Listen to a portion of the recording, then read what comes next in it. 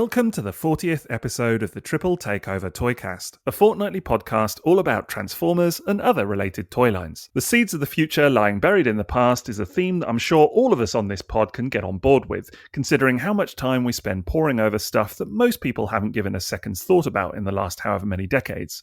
Yet today, it's quite literally the mantra of the toy line in question, as we go back to the turn of the century and put one of the most divisive bits of Transformers history under the microscope. Yes, it's the series featuring a fat planet that is something other than Unicron for a change. It's Beast Machines. With me as ever are my two techno-organic co-hosts. First up, we've got a man who's never afraid to release his inner beast. He's in a supreme class all of his own. It's M.A.S.K from Transformers Square One. And is a bit partial to a bit of techno every now and then too. I've heard that of you. Next, we have a man who is a walking, talking blast punch from the past and is always up for a bit of a night slash. It's Liam from Toybox Soapbox. What home? Is he talking from experience of having you in his home overnight? Right, I was going to say, yeah, what happened in my house stays in my house, let's put it that way. My name is Sixo, but more on that later, as I don't want to drone on, eh? Now, how's it going, lads? Fine. I'm fine. How are you? Excellent. All the better after that pun, eh? Yes. Tank or you for that excellent intro. There it is. There it is. Something about thrust, maybe? Don't know. This is where it falls down. No. Viacon. I was surprised the old Beast Machine puns are not falling out of you, Maz. You're so familiar with the series. Excuse me, I watched the first episode today. Did you? I did. Did you actually? Yep. No. Did you actually? Yes. Picture my surprise when the first thing I hear is boom, boom, boom, boom, boom, boom, boom, boom, boom, and I'm thinking it's the Guinness advert. It's the Guinness advert. Rush into the fridge. That is incredible. Did you? I can't believe you actually sat and watched it. I sat and watched it, and I quite liked it actually. So I think I'll watch some more. It was interesting. It was because it had all the same voice actors. Like, it's him from Beast Wars, and it's that guy from Beast. It's her from It's Venus Terzo. It's like it was the whole cast basically. Well, it's a direct continuation, but you haven't even seen the end of Beast Machines yet, have you? Beast Wars, sorry. No, there are a few choice episodes at the end of season 3 I haven't seen, which I'd love to watch, to be honest. But I just couldn't go in completely cold today. Right. And I really enjoyed the episode. It was fun. It was intriguing. I wanted to see more. So, yeah. Oh, that's great. That's great. Well, we will talk a little bit about the cartoon briefly today, but it's fair to say that this episode... Yeah, for sure. But this... we've got to be careful now, don't we? Yeah. Now he's blooming watching it. It's been 84 years, Mum, and I think I'm past the point where I can claim, no, don't tell me anything. Yeah, right. You say that, but during this episode, you're about to get like really mardy, aren't you? When someone says a spoiler, you'll be like, right, that's it. I've reached quit. God, don't tell me. Storming off the pod. Yeah. Mardy, that's a good one. That's a good word. But yeah, we are going to talk a little bit about the cartoon, but the focus tonight is on the toys primarily. And the whole premise of this was that we were talking about what we were going to do. And, I've been picking up a few Beast Machines bits recently, and it really just felt like an opportunity to, especially you, Maz, it's fair to say, to kind of school you in something that you're just not familiar with at all. Is that... There's no shortage right? of subjects under that category, by the way. Right. There's no shortage. But this is like a particularly divisive one, isn't it? This is like the nadir as far as a lot of people are concerned of Transformers, isn't it? This is like the series that people just can't help but tell you how much they hate it. Well, okay, so I've said to you that I've watched the first episode today, but I have seen tiny snippets. So I remember when Beast Machines was on TV. I didn't hate it then. I don't have like a bad memory of it. And today's episode I watched was fun. But the toys, they might be different. I remember that Cheetor toy you bought, and Liam and I maybe didn't feel the same as you about it. Fair to say. But hopefully it won't be, 1.5, 2 hours of that sentiment today. We're open-minded. Look, I even bought a beast.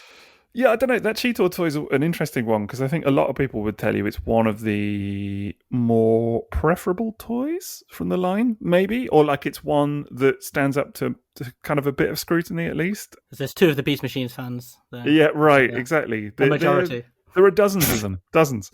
It's a hardcore fan base as well. There are plenty of detractors, but there are definitely some people, Brentosaur, people that love it as well, I can tell you. But yeah, no, it's got its, as I say, it's definitely got its detractors. There are some good things about it as well. The show actually is one that I really like.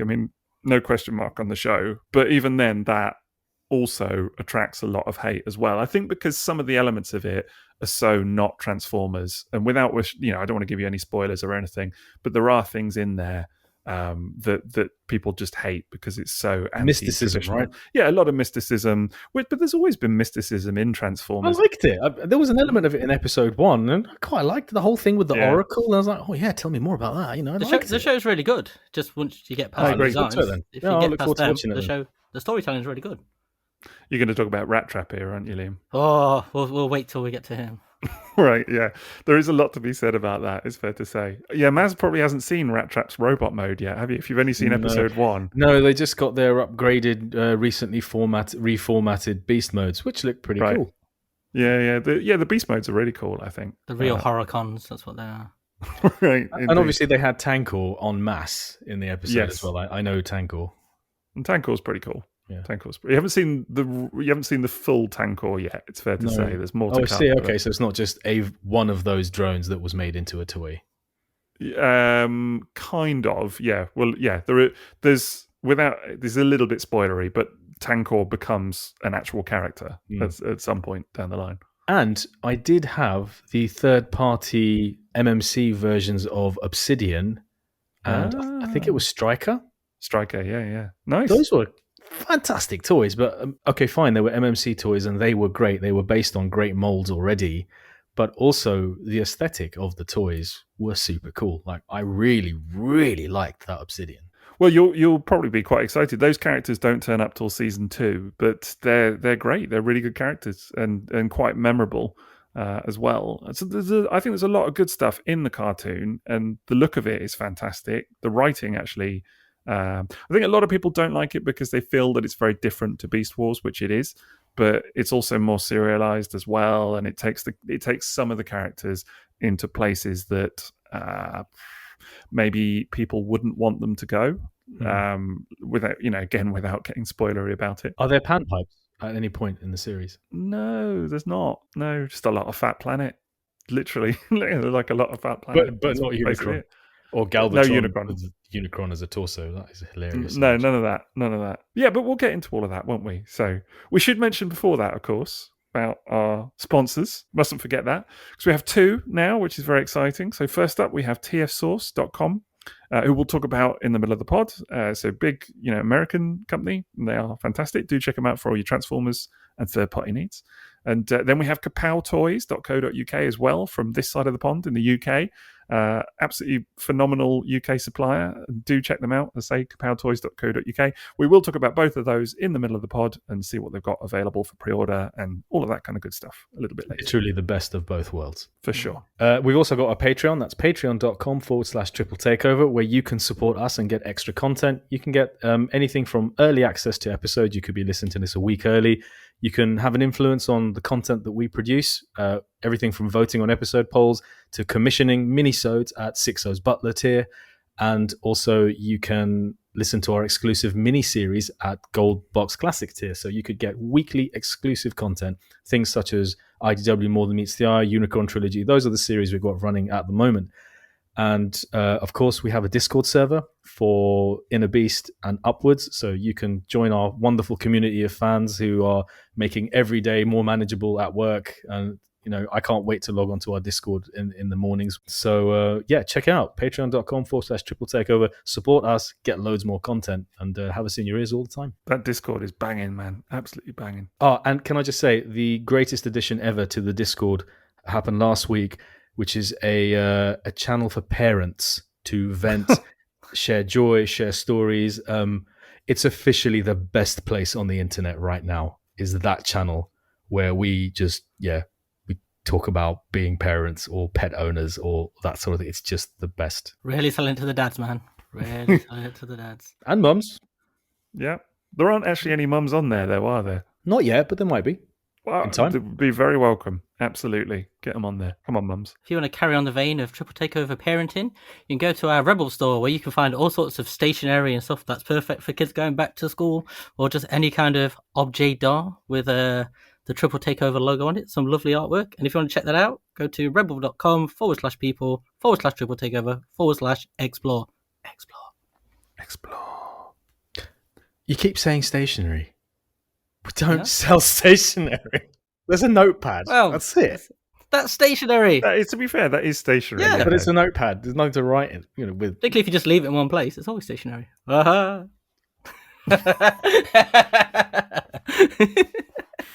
It's got you there, Mez. It's got you there. Onwards. I don't think you can recover from that. Kill myself. Still haven't recovered from Hogrod. Never mind. Yeah. Still getting over that. Yeah, we had to show Hogrod off to the world, didn't we? And kind of debut him. Well done, Just too Geo good. Kaiser. Well done. Amazing. Geo Kaiser. Amazing.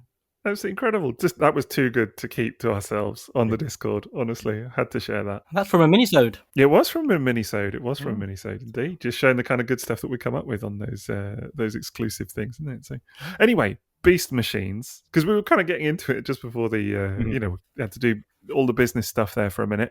I kind of wanted to cast our mind back to 2000 and not get into like where we were and all of that. I think we did enough of that during Car Robots. Yeah. But what was, to kind of expand on what we were saying, what was some of your first impressions of Beast Machines then when it launched, whether that was cartoon, I mean, particularly the toys, as that is what we are here to discuss tonight. Any particular first impressions from the time? I was not keen on the toys. I remember seeing them in shops, particularly in Pound Stretcher. Do you remember Pound Stretcher? I do. It littered the shelves there. But I remember sifting through them trying to find better toys. But I was never keen on any of those. But the TV show, I used to record it because it was always on Fox Kids and my grandma. So I used to record that and watch that. And I remember enjoying that and wondering how that was good.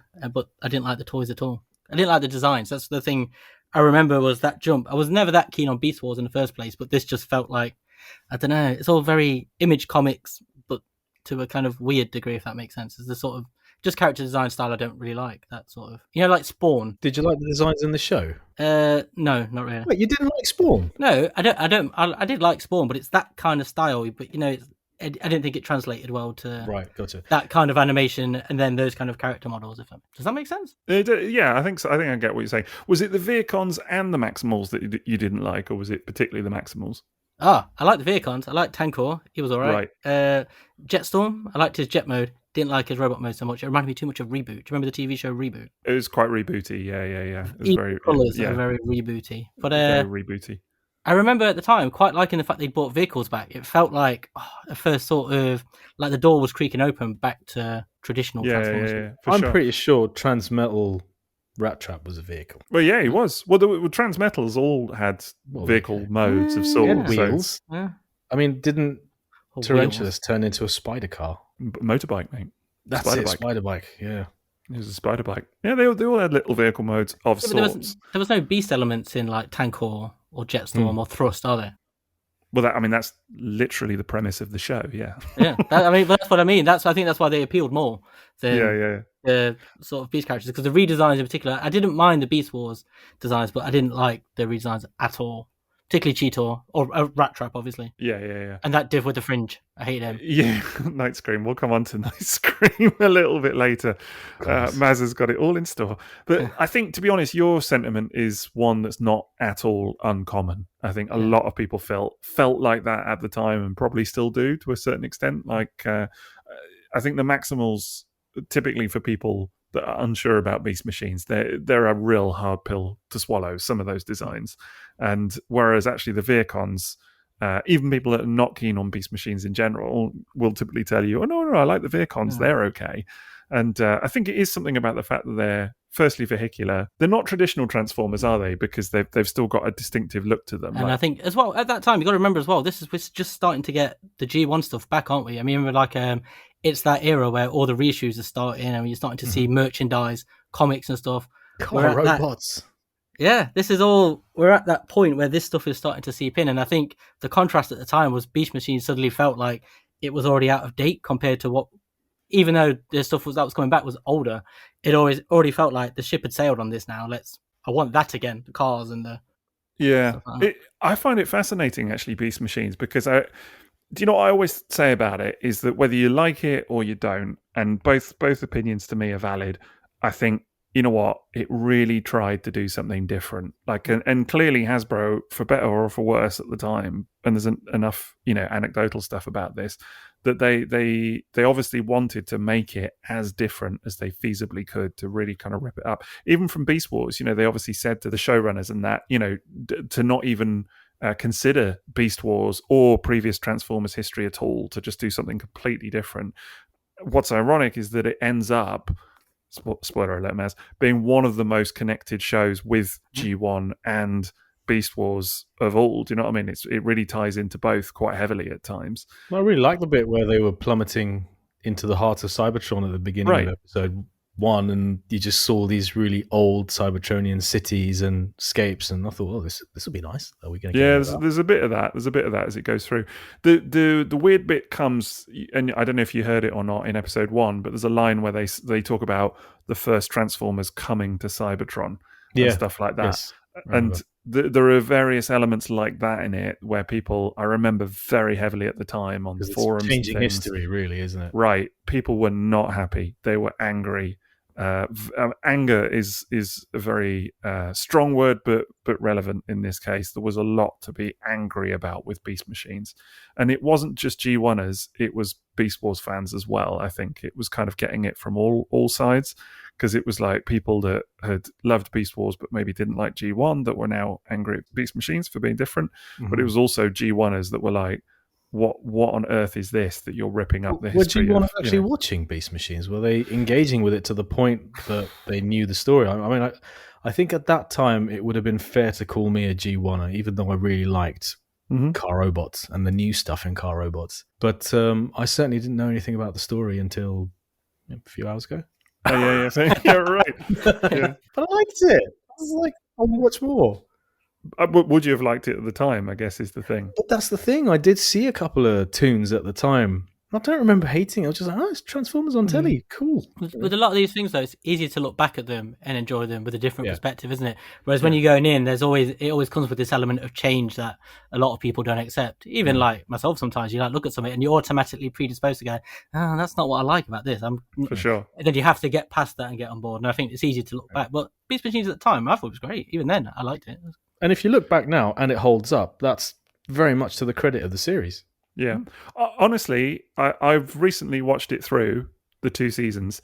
I think it holds up. I think it's not all good. There are bits where you're like, ugh, or like certainly some filler episodes or whatever, but that's true of every cartoon. And it's true of everything. Yeah, exactly.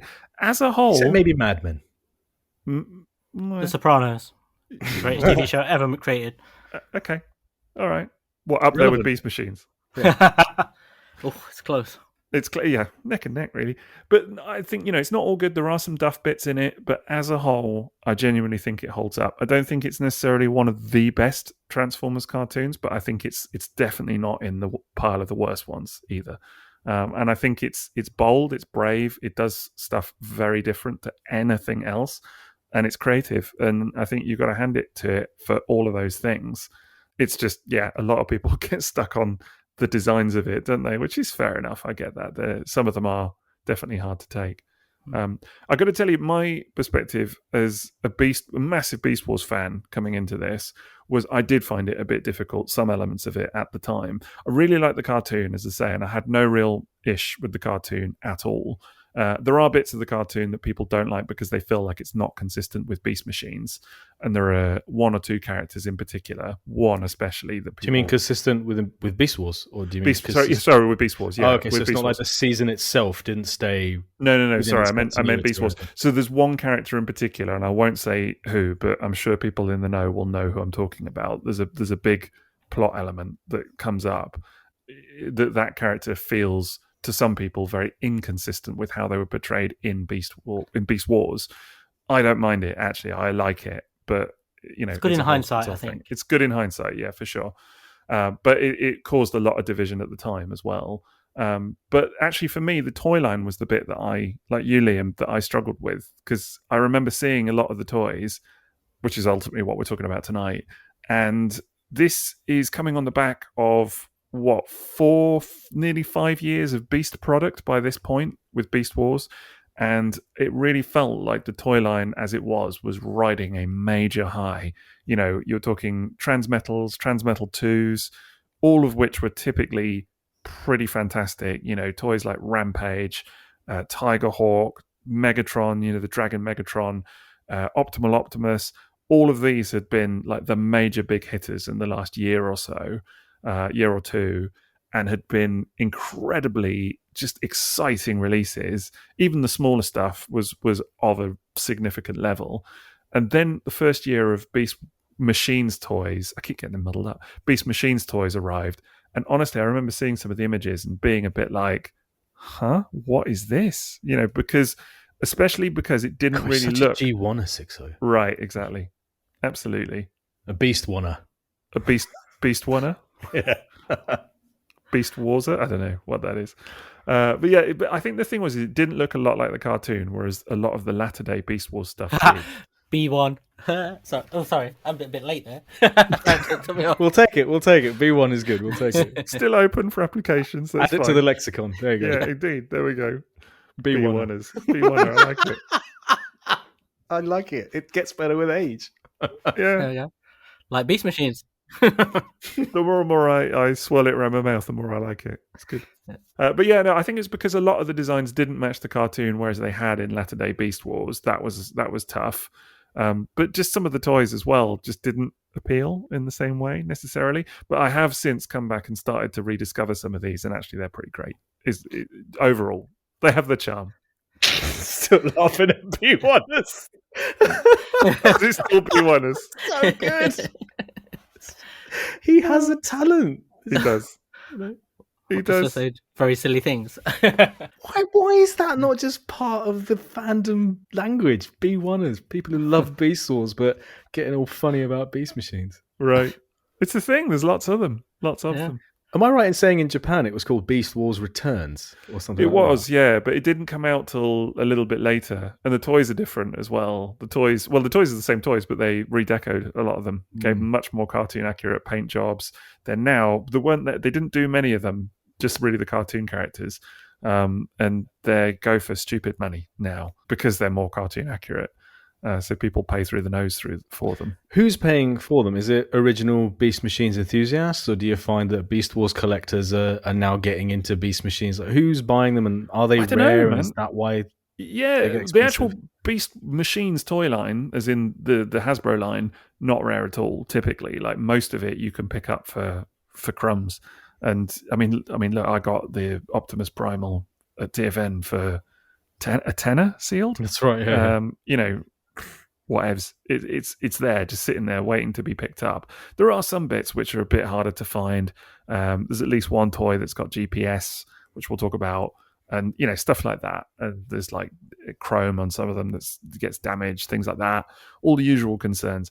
But a lot of it, honestly, yeah, just go and get it. Maybe not so much after this episode. We'll see how it goes, I guess. Yeah. But yeah, it's not a rare toy line at all for the most part. But the Beast Wars Returns Japanese stuff is. So I don't know who's buying that. I guess collectors, but I don't know who exactly. Well, as opposed to like mums and dads. Right, exactly. Yeah. That's in our Discord chat again, isn't it?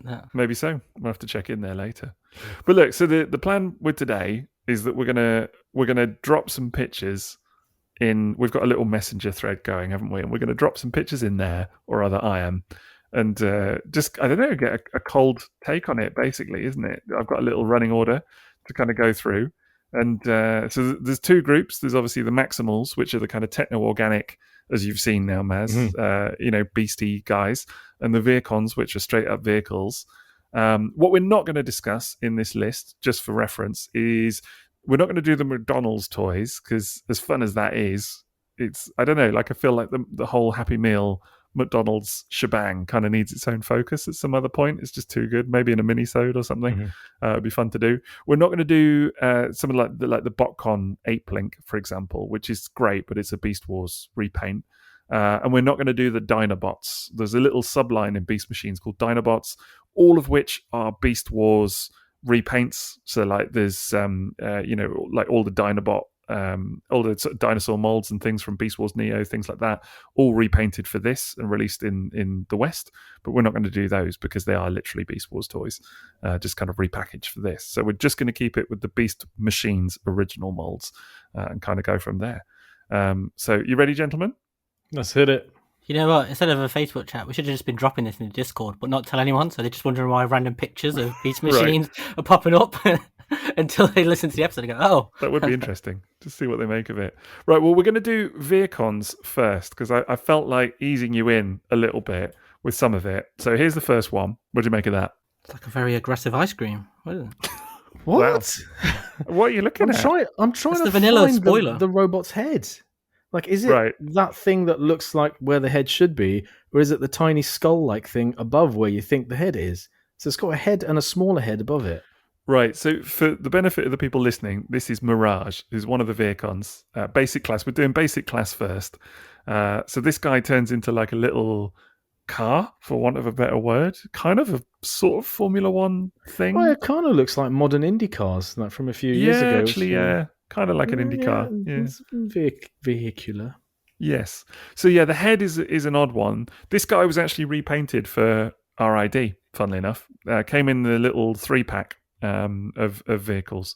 I have the RID version. It's a fun toy. But yeah, what do you make of that one then, Mez? It reminds me of modern toys, modern basic deluxes, or it wouldn't look out of place, I suppose, in RID 2015. I'm looking at the feet, especially with what looks to be like those hollow sections on top of the feet.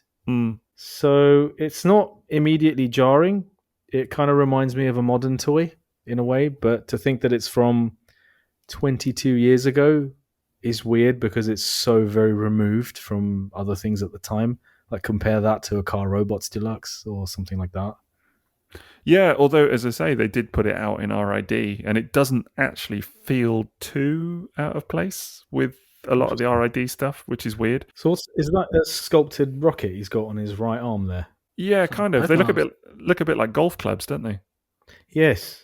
Oh, and then he's actually got yellow sculpted rockets on the end of his arms as well. He does. Oh yeah, it looks like it's got little blue brooms, on the bottom. On the car. Yeah. Is he the Veercon cleaner? He just goes around sweeping up after Well, all they the look like mess. little flippers. No, they look like flippers, actually. Bit like flippers, yeah. I see what you're saying. So I think the little bit that you're looking at, trying to discern the head, so is like a little gun thing on top of his head, which actually you can see in the sort of driver bit of the car. It's very Scourge. Yeah, it's a bit scourgy. You're right. It is a bit scourgy. Yeah. I'm going to tell you, when I saw the head sculpt first, it did put me in mind of Mirage. So there's some DNA in there, clearly. Yeah. Or maybe it's Scourge and the Sweeps. There you go. Do you know what? I reckon if I'd seen this on the shelf, packaged in car mode, it wouldn't have turned me off. I would have been like, oh yeah, okay.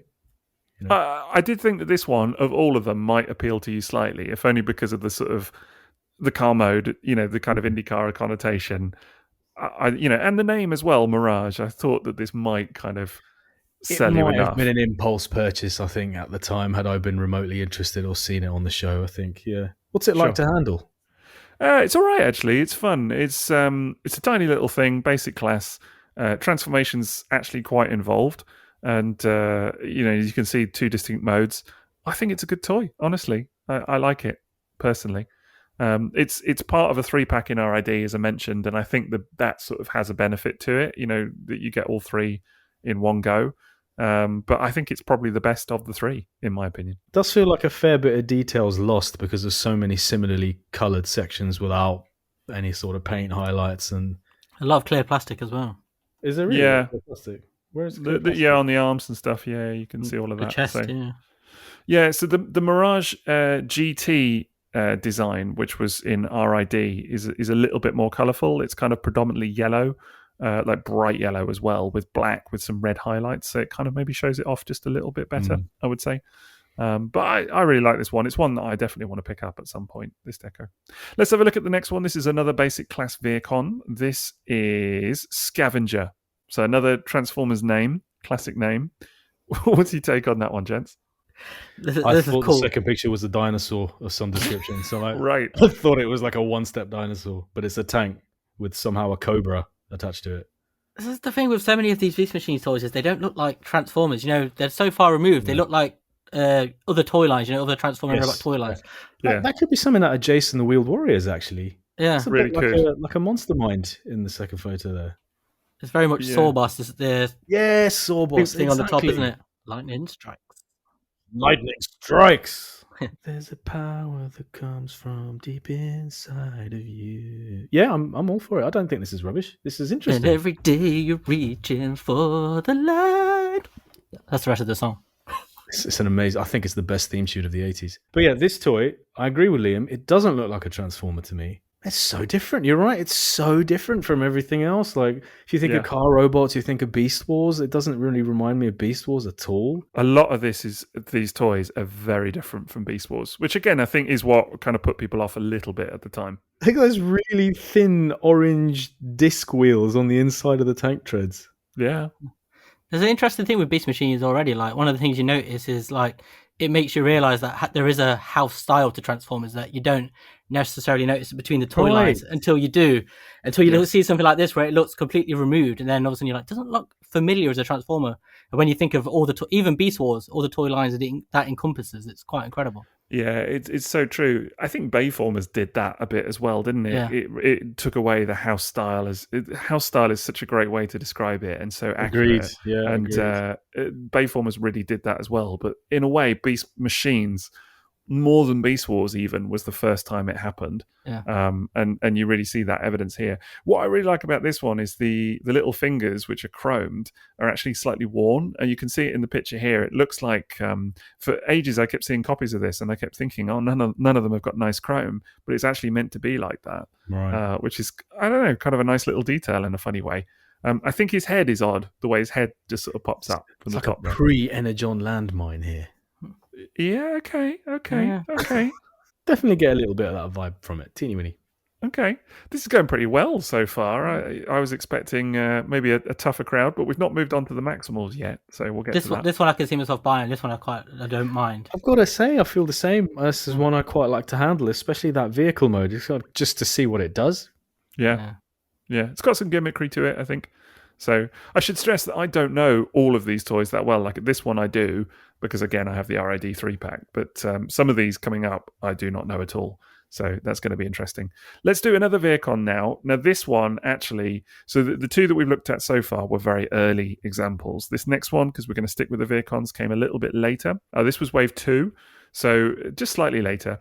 Now, this is a character that you're going to be familiar with, M.A.S., given what you'd mentioned earlier. Do you recognise who that is? Is that Obsidian then?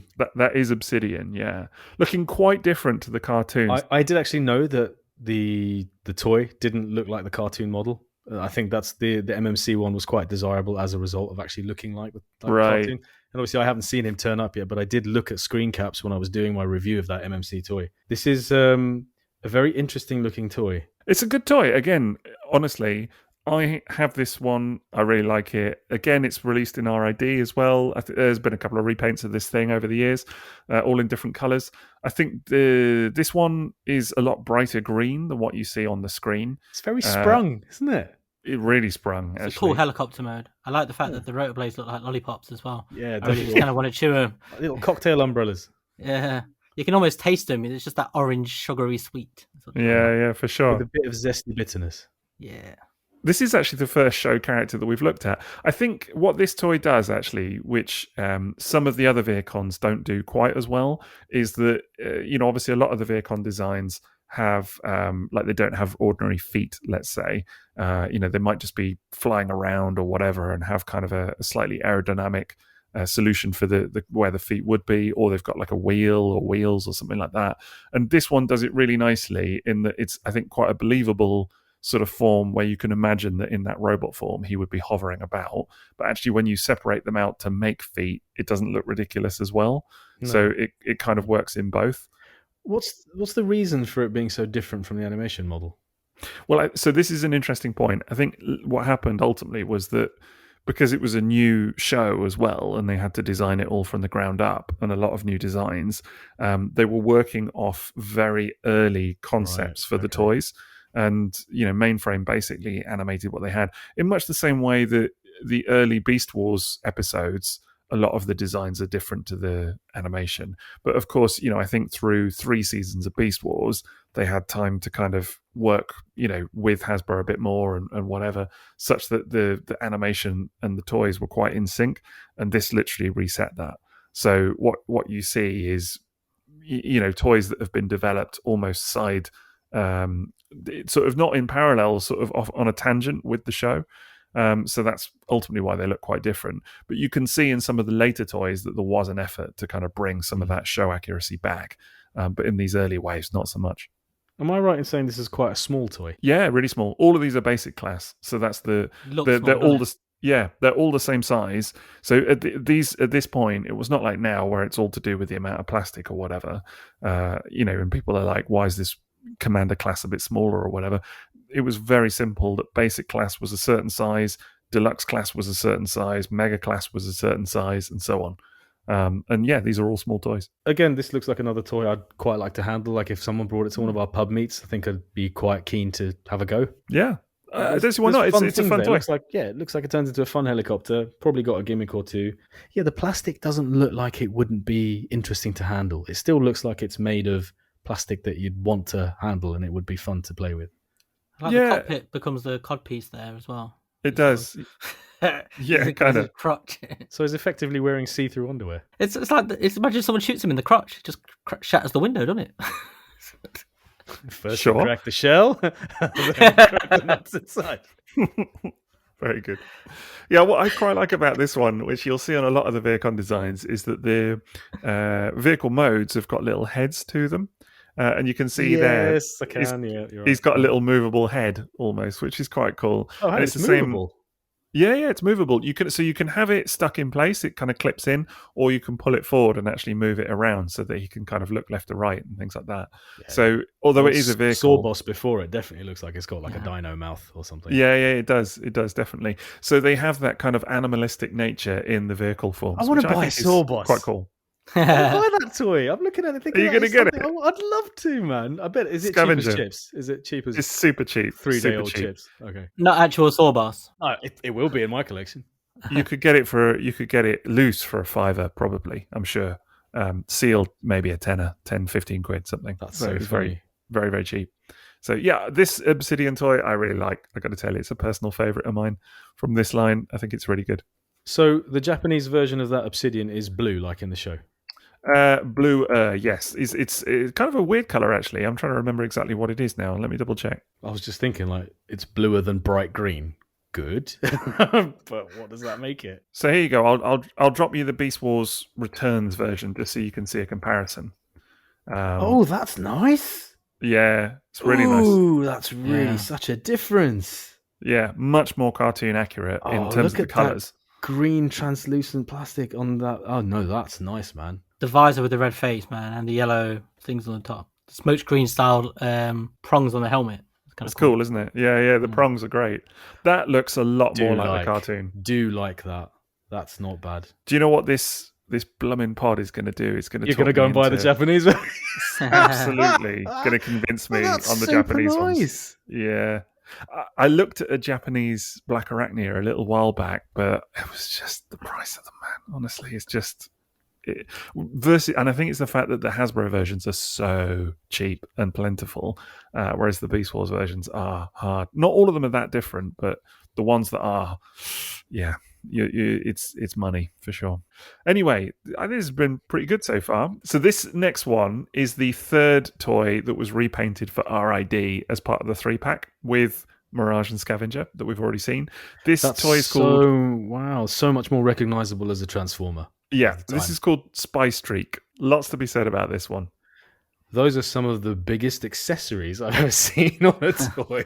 Right, so those are not actually accessories. This is the weird thing about this. Those are his arms. Yeah, so you'll see, I don't know if you can see, on what is his left arm, there's a little red ball joint just sort of down below the shoulder. Yeah. Yeah, and that is where the arm connects. So that is everything below that is the bottom half of his arm. Does this toy suffer from loose elbows by any chance? No, not so much actually. Although the weird thing with it is that left arm is so long that you can't have it down by his side without pointing it forward. It's longer than his legs. Very impractical for him. Yeah. Yeah. Good looking accessories though, or arms. Yeah. Very good looking, and head sculpt's weird though. Like, what's going on there? Yeah, I don't really know. It's kind of like a hat, almost like a helmet. Definitely a hat there.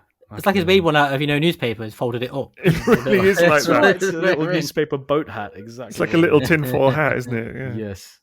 It really is. Yeah, it's a weird one. On the one hand, I kind of like it because he's like a real, like if you were going to have a drone, which, you have to assume that some of these are meant to be, it kind of makes sense that you would have them armed to the gills, like a real war machine. But as a sort of, as you said, Liam, as a practical, these are my hands. Like, how do you get anything done? You can say the Vircons are very opposed to hands, aren't they? So, Right. He's got a pointy crotch, hasn't he? He certainly does. Yeah, there's something quite suggestive about that. Yeah. I like the, I don't know, I think the resolution on the image is quite low, but there's like a green orb on top of the jet mode. That looks really cool. Is that kind of crystal-like on the top? Yeah, so these are spark crystals. So they all have them, all of these toys. Yeah, so okay. these are This is the origin of it. Right, exactly. So this is what we're talking about in terms of during it was in the miniseries, wasn't it? Yeah, we were talking about Super Link toys. Stuff. So here it's just to denote their faction. So like all the Vircons have these little green crystals in them. The Maximals have something similar, I think, from memory anyway. And it just tells you which faction they are. So they look really nice, really cool. That's a cool looking robot. That's a cool looking toy, no question. What's the satisfaction level like when you collapse those two prongs on his left arm? Because it looks really clearly like it sort of collapses back onto the main body. Is that a satisfying click when you do that? Do you know, I've not handled this one in a while, short of moving it around on the shelf when I was kind of reorganizing a little bit. So I'm going to have to get it out and have another fiddle with it.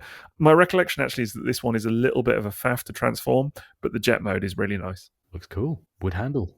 Okay, cool. This is going so well. I can't believe it. I have to see if it time. continues. We've still got monkeys and rats and cats to go. There's plenty of that, mate. Plenty of that. Right, let's look at some more. Right, so the next two are a little bit of a weird one. So basically, they did. We'll come on to like Tankor and Thrust and stuff a little bit later because they're in the upper size classes, if you like.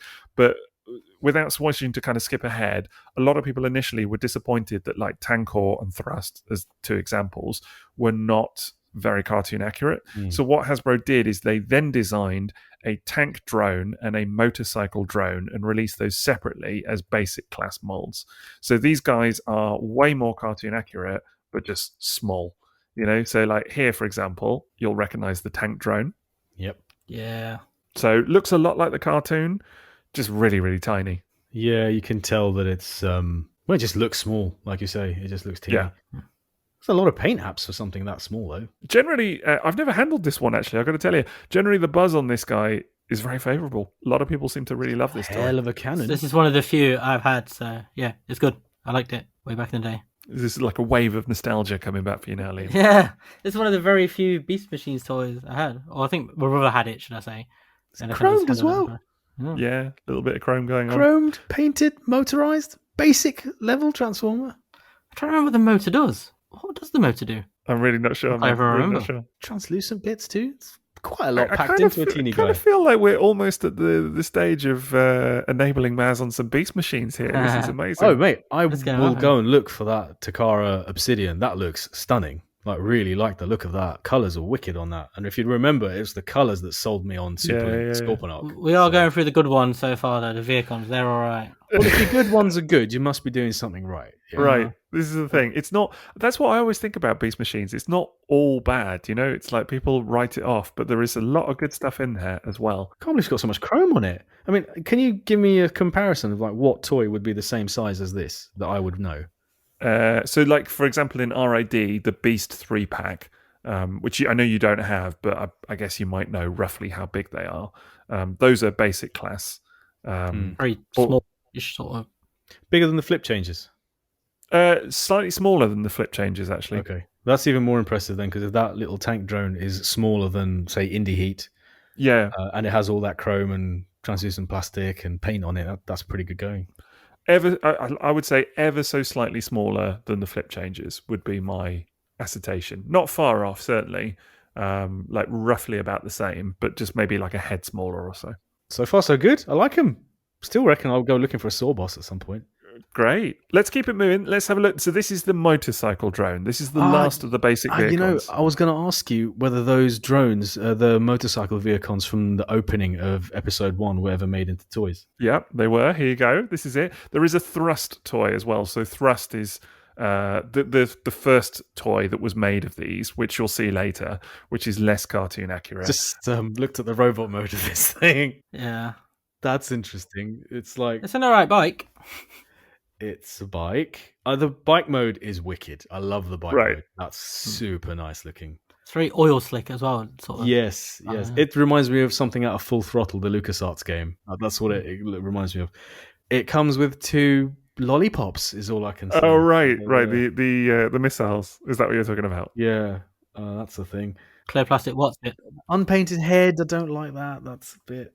It looks like a Kinder Egg toy a little bit in robot mode. Yeah, that's fair to say. Yeah. That's fair to say. I've never handled this one, so I can't comment too much. It's got Ben 10 written all over it, hasn't it? So It does a little bit. Ben 10. Yeah. Ben 10. You know that there's kind of weird other robots that are transformable but aren't Transformers. Yeah. Arms are wicked though. Chunky arms on it, and look pretty cool and detailed. Got a bit of translucent plastic on them, a bit of contrast. But the quite large unpainted sections or similarly coloured sections, that's one I would display in vehicle mode. And proud. That face needs paint. Yeah, it does. Hell of a It does. vehicle mode. That's quality, like that. Do people troop build these? Like, have you seen collections where people have troop built this kind of stuff? No, yeah, I think they do. Yeah, absolutely, they do. That and the tank drone. I have seen not many pictures because actually not a lot of people collect these anymore. But it has been done where people buy loads of them. Yeah, for sure. And obviously because there is larger toys. Because there are larger toys of these as well, people will use that as kind of like one of the larger toy with several of these, for example, which is quite cool. So he's got his 2 piss lollipops for his missiles there. That's what it is. Piss it's knick definitely knacks. yeah, it's piss pops. Yeah, They are piss pops for sure. Should have called him Push Pop. There we go. Absolutely, there you go. That's his name now. It's When he runs out of gas, someone's trying to push him. He's like, "Don't push me, push Pop." Again, so opinion on this toy again is very favourable, actually, and I think it's because it's more cartoon accurate than the deluxe thrust toy.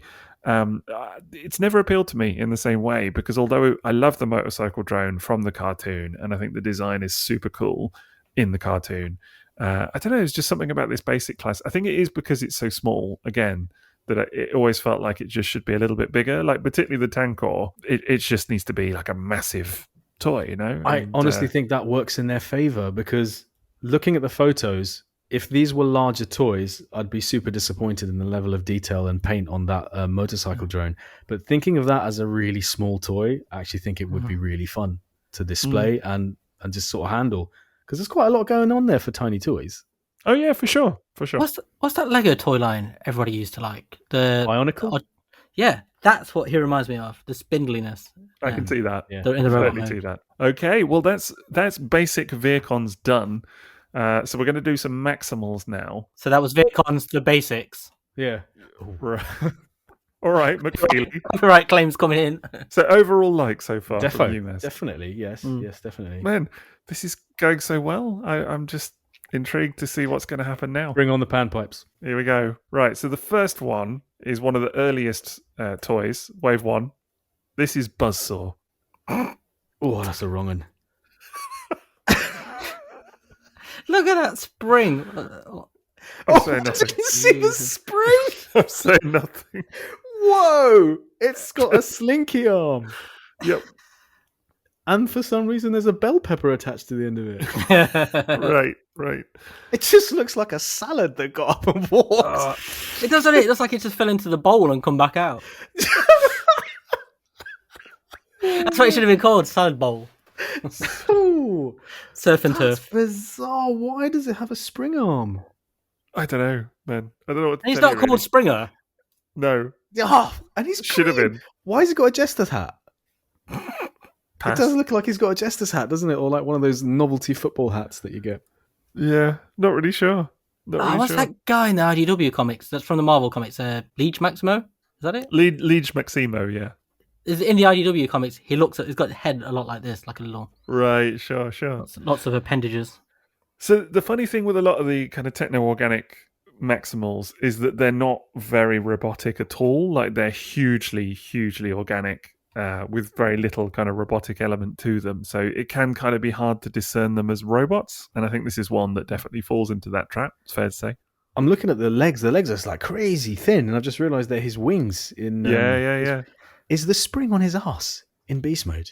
Yeah, it is. Yeah. I love the little bit of green, on the bell pepper. Like they've just had a little bit of garnish at the end of Yeah. it. He's not so much Springer as he is Spring Ass. That's a no from me, Bob. Not into this one so much. No, not so much. No. I'm glad it exists, though. This has been a highlight, but yeah. I told you some of them we're going to be a bit different, Right, let's have a look at the next one. That is Buzzsaw. So that's a wasp, by the way, in case you were not sure. I wasn't. Yeah, I did think you might be wondering. So this is Longhorn, the bull, obviously. Ooh, I like that. Okay, cool. That robot mode is very sort of now. It's got this kind of video game boss look to it. He looks like Mumra. He looks like Mumra. I see what you're saying. Ancient spirit of evil. That's a good beast mode. It is a good beast mode. Yeah, don't hate that. What's going on with the arms in robot mode there? Yeah, the arms are weird, aren't they? The arms are a weird one. It's kind of like, I don't know, the front beast mode legs are meant to be weapons of some sort that are sort of permanently molded into his hands. That he can never put down. Broke his forearms, really. Yeah, it's a weird one. Bad accident. Yeah, I kind of feel like that could have had a better solution somehow. But otherwise, I'm into it. I like the bludgeon colour scheme. It's got a great colour scheme. It's very bludgeon, isn't it? The ring as well? How good is that? Yeah, little ring in the nose. That's cool. Oh, no, the robot head sculpt is kicking. And those massive horns. Yeah, no, that's good. Okay, into it. And you can see the little spark crystal there as well. Yeah. The maximal spark crystal. Although I don't see where it is on the toy exactly. I think it's in one of the legs. Yeah, okay. There's a little flap that opens on the leg that kind of reveals it. So it's actually on some of the toys it is hidden away. So he has a pocket. Yeah, he does have a little pocket. Or it's like a My Little Pony beauty mark or something. Tells actually, you what it does. The whole thing is a little bit My Little Pony in a funny way, isn't it? Yeah, that's not bad. That's an improvement over Spring Butt. Okay, so we're into that one. That's not bad. Oh, would handle. Quite a positive reception. Definite step up. Okay, let's do the third one. So this is a weird one. This one is... Can I just say we've already had Sawboss and Mumra in the storyline. So this one is called GeckoBot, but it's weird because it's not actually a gecko. Oh, those colours though. Yeah, the colours are something. That's wicked. Its wings in robot mode are like fruit salad. Yeah. Remember those little fruit salad sweets? Yeah. Yellow and pink. No, love the colours of this toy. Whoever coloured this one knew what they were doing, didn't they, with their colour theory? They were like purple and green and a bit of yellow. I like the spark crystal in the head as well. I think that's really cool. That's cool. Yeah, beast mode is interesting. I like that. Robot arms. Wow, that's ass. How did they not make this a fossilizer in Kingdom? Because that robot mode looks like those bony fossilizer dudes. Really does, actually. Really cool does. Head sculpt too. Yeah, I'm into like it. The mask. It looks like he's got a mask on. Yes, it does. I don't really like the chest area. Man, that really needed a different colour, didn't it? It did, yeah. It's almost like that thing that's on his back, the sort of ridges on the beast back. If that had ended up on his belly, that would have been a really nice touch. I feel like this one is representative of a couple of the Maximals for me, that I love the beast modes and the robot modes just kind of fall down slightly. It's all too monochromatic in robot mode, the main torso. Wings, though, whoa, those are great. The wings are great. It's just the arms, really, for me. Yeah. Like, if the arms were better, it could really work. But it's the multiple joints. Like, where are the elbows in that? Or how many does he have? He's got like 5 elbows. I like the fit photo you've used. It looks like he's trying to shake your hand, but like really painfully and awkwardly. Put it there. Please shake my hand. Yeah, he's a bit desperate, isn't he? Crouch down. He's got forward articulated shoulders as well. That's quite fun. I'm also thinking the wings look like bacon. They have like a bacon rasher kind of. Oh, it's those like rashers, those crisps. Yeah. Yes. Frazzles. Frazzles. Yeah, He's got frazzles for wings. Yes. Okay, now I'm into it. Yeah, now he's into it. Yeah. Terrific. What a toy line. There you go, man. There you go. Let's move on. So this next one is Quick Strike. This is a wolf of sorts. Very Beast Warsy. You think? To me, yeah, it reminds me of Beast Wars. I've never handled this one. Can't comment on it too much. But Silverbolt like as well. Beast Wars Silverbolt a bit. Yeah, a little bit. He looks more like a cat than a wolf. And he's got one horn. It's Venger. Oh my god, we're going for all of the... It's the gallery of 80s cartoon villains. Can he tell us if the kids ever made it home? Yeah, those arms are a bit wank as well, aren't they? Yeah, they are. Beast Machine's not giving good arms so far. No. The legs are a bit naff as well, to be fair. I've Yeah. got to tell you, nothing It's about this not in toy... proportion. No, nothing He looks about like this he'd be in toy has pain. ever appealed. It's never appealed to me No. for one reason or another. Because it looks like it's really trying as well. Yeah, I think it's just the colour scheme's a bit dull also, and nah, I'm not feeling the head sculpt. Very stabby. I like that stabby attachment it's got on its left arm. Is he wearing sunglasses? No, that's his eyebrows. So here's another photo. This is actually, all credit to him, this is from Ben Yee, Ben's World of Transformers, who does some beautiful photos of these toys. And you can really get kind of a good zoom in there of what's going on with that face. Massive eyebrows. Yeah, which I thought Looks like were an orc. sunglasses. Yeah, It does look like an orc. Well Does said. look like an orc. Yeah, I do not like. Yeah, I'm not into this one personally. It does not appeal for me. It's not like, even as someone that is going back to Beast Machines and kind of investigating this stuff, it's not one that I'm into. And that's, without any knowledge of That's the anything. weakest one so far, I think, of them all. I would personally agree with you. I'm not a fan. I'm struggling here with any of this. Right. Oh, any of it? Well, no, this guy. It just, This guy. Right. I can't see. I don't know. It's got a sword that comes out of his hand. That seems all right. Yeah. Well, let's move on. I'm gonna, based on where we're going with this, I'm gonna stake a vote on this one and say that I think this one's gonna get a decent reception. This is Night Viper. That's a great beast mode. Right. It's the beast mode I was thinking of more than anything, more than the robot mode. Yeah, that's cool. That's different. I like that. Robot mode is kind of Transformers animated, isn't it? If you look at those proportions of those legs and the arms, the high shoulders. I can see what you're saying. The head sculpt is weird. Yeah, I really wish that was better. Because if the head sculpt was good, this would have been a cracking toy overall. I think for me, that's always been my thought on it, is that the head sculpt is one where if it was kind of more of a, not even like a traditional Transformers face, but just something a little bit more recognizable as a robot even, it would kick, but because the color scheme is great as well. I love the red. It's really nice, yeah. The red, grey, I like this. and black and yellows. It's very sort of Dinobot almost, or Dinobots, should I say? But that robot mode, this toy, it's one of those where the design looks like it's got a lot of potential. It's cool here, but like you can imagine something better could be done with it. Have you handled it, Sixo? No, never have. I always really like the snake mode, and I would say of the basic Maximals, this is definitely one that appeals for sure. Because I think the snake mode is so cool. Oh, it's a good guy. Yeah, he's a good guy. Yeah, it's a Maximal. It's a beast, obviously. Yeah. What's it called? Night Viper. Night Viper. I like it. I think it's pretty neat. Yeah, okay. I did think that one might go down quite well. He's wearing trainers. Have you noticed? I have noticed. What's that coming out of his right arm? What, the yellow thing? It's pea. It's a frozen pea sickle. That's what it is. That's exactly what it is. Oh dear. Explained? I got no explanation. I don't know what to tell you. Arctic camo edition. That's what it is. It's frozen on the Arctic Adventures. That's where he's been. Oh, so it just says here it's got a flip-out scythe blade. So there you go. Yeah, that's not what that is. Sure. Right, well, listen, we're going to do another show character now. And I think this one is not going to be too successful. But so this is Silverbolt. Before I tell you show you the picture, I'll tell you who it is. This is Silverbolt, who appears later in the cartoon and looks very different to how you last saw him in Beast Wars, where you might recall he was a winged wolf. But here he is. Oh my god. No. He looks in pain. Really severe pain. This is the Beast Machines we know and don't love. Oh, man. Jesus, that is a bootleg of something. Yeah. It's not the best, is it? I've never owned it, but it's one that's never appealed. I wonder why. I think it's got a real Marvin the Martian vibe about it in the robot modes. It's bizarre, isn't it? A lot of not translucent plastic.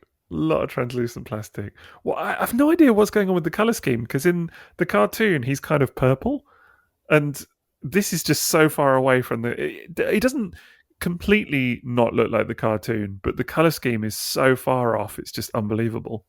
The beast mode just looks like someone doing a handstand with a bird head coming out of his ass. Right, yeah. That looks like. It's not good, is it? Let's be fair. No redeeming qualities here. It looks like a McDonald's toy. That's exactly it, yes. What Yeah. even is that robot head sculpt? I can't see anything. So I think it's probably worth me dropping you a picture of Beast Machine's Silverbolt from the cartoon, just so you can kind of get an idea. Because if you've not seen him, then it is kind of worth having it for comparison. That's a very unattractive toy. That is not good. It's the way his arms go over his wings as well. Just Yeah, painful. for sure. This is what he looks like in the cartoon. What? Right. Okay. We're kind of getting into another area now with the whole cartoon models and things like that. So is the Japanese version coloured like that? Yes. So I will show you the Japanese version as well. Please do. Yeah. Is there anything that can be done with this mold? Well, it's interesting because you've now seen the colour of the show, and then this is the Japanese toy.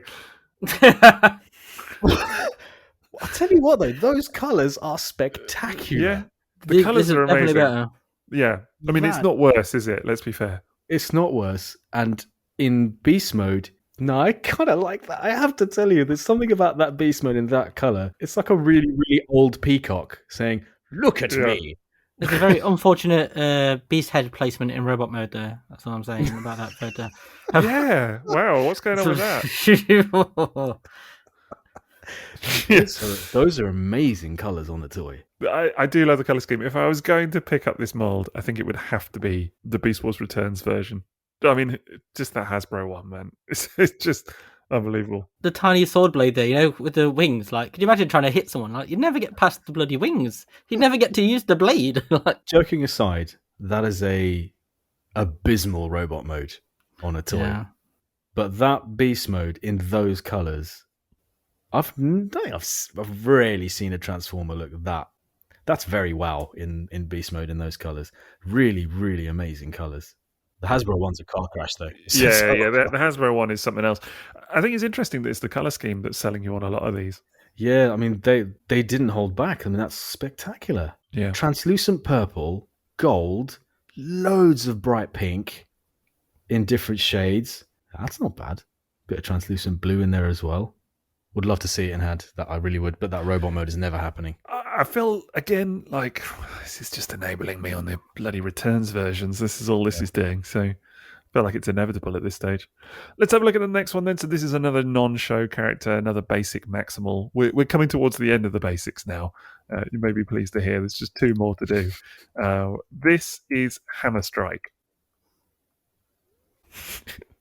I just love the taking it in, honestly. I don't know why I was taking it. It looks like the shark is eating his own eyes. Right. What's happening here? It is a shark, isn't it? It is a shark. It's like a shark. Bone shark. A little bit like a bone shark, yeah. There's another one that looks like those fossilizers. Is just studying it. There's something about that head sculpt really reminds me of those really oddly shaped Star Wars droids. Like you get some really weird droid heads. He looks very unhappy, but you would if you look like that, I suppose. It's got obviously it's the torso of the robot mode and it's the top part of the shark's head. Is that the same sort of coloured chrome as you get on Optimal Optimus? Because that's a really standout part of the toy. I think it's... maybe it is chrome, actually. I'm not sure. Yeah, it is. Maybe it is chrome. I'm not 100% sure, to be honest. I mean, there's a lot going on with this one visually, isn't there? A lot of like... What is that? Yeah, the arms are something. That's not a good shark. It's like the approximation of a shark, isn't it? Do you know what? I'm being a total pleb here. You even told me his name is Hammer Strike, and now I'm looking at it as a hammerhead shark, and it's better. I'm not completely lost on this one, I have to tell you. I really like the colour of that torso. And this line is doing colours in a way I actually kind of mistakenly thought Beast Machines had really dull colours. Yeah, no, not at all. Very badly proven wrong here. No, some quite bright toys, actually. I mean, fairly full on some of them. I think it's fair to say. This is as different as I've seen from Transformers, really. Yeah. It's this toy specifically? Well, yeah, this toy, the bizarre thing you just showed us, and Spring Arse. I mean, it's really, really different. Yeah. And in I think you can hindsight, see, like, you can totally see why it wasn't for everybody, right? Like you can see why people Is it for going into anybody? this, right? Exactly. Even coming off the back of Beast Wars, you can see why people were like, This is "What? You know, what is going on here?" I think it's what's weird. Just to put this into kind of some historical context, is that they were going to push this further with trans tech. This was right. kind of, you know, this was going to go even more extreme. I can see the link here completely. Yeah. You can see how it's the jumping point between Beast Wars and what those trans tech designs that we've all glimpsed, I'm sure. And of course, it was after these, a lot of these toys did not do well. You know, they did not sell. They shelf warmed to high heaven. I mean, the next toy, especially, which we'll talk about, they shelf warmed like crazy. And because of that, the whole thing got canned. You know, trans tech got pulled. Yeah. And, you know, Hasbro decided to completely change the franchise again, which is why we got Armada. And consequently, they brought over car robots, you know, just for the year that they had to fill whilst they developed Armada, basically, because they were like, they just canned it overnight. So kind of crazy. But yeah, this is one I've never handled, but would be curious to. A lot of the basic toys. You've got to own this. This is yeah, right. I got it. A lot of the basic toys, someone has to. I vote Liam. I don't think you have much competition tracking it down, to be fair. Yeah. Not many people are looking for this toy currently, fair to say. I'm massively tempted to open an eBay window and start looking some of these up. Like, what do they cost? Some of them will be peanuts. What does that bizarre Japanese peacock cost? Like, I've got to know. Well, the Silver Bolt will be the return Silver Bolt. That'll be quite a bit, actually. You could be looking at 3 figures for some of the returns toys. Seriously, I'm not even sealed. Yeah, sealed for sure. This is like those crazy people who spend a fortune on really terrible art, isn't it? This is what it's like. I'm not saying that that's what they should go for. I'm just saying that you probably will see them going for that in some sold listings. That's not what I think they are worth, you know, but I think that you will get people paying that for sure. Right. Just one more note on that shark toy. I reckon if that shark toy was in the show and it looked like that, I'd be fine with that toy. Right. I think cartoon accuracy is a big thing with a lot of these. It is, yeah. I think because none of them look like the cartoon, that was where a lot of the problem came from as well. You know, and it was a huge point of conversation. And again, you've got to remember that the final season, particularly of the Beast Wars cartoon, was heavily, heavily cartoon accurate. So it was definitely a conversation at the time. So this is the last one. This was released right at the end of the line. This is, I'm going to see if you can guess what that beast mode is all about. Is that a unicorn? It is. This toy is called Battle Unicorn. Look at those thighs. Oh my God. It's like Road Caesar. Did not skip really leg is. day. Nope. Well, I always kind of saw this as like a suit of armor, you know, and it's kind of cut the exaggerated proportions and everything. That is. Yeah. It's got a cool face. A very standard, like traditional Transformers face there. Definitely. A little bit spindly on the arms, I think. The arms are not quite... This line hasn't done arms well. Yeah, they're not quite doing it. Love the MC Hammer pants on this guy. That's yeah. So the weird thing with this toy is it came right at the end of the line, and it basically shelf formed like crazy.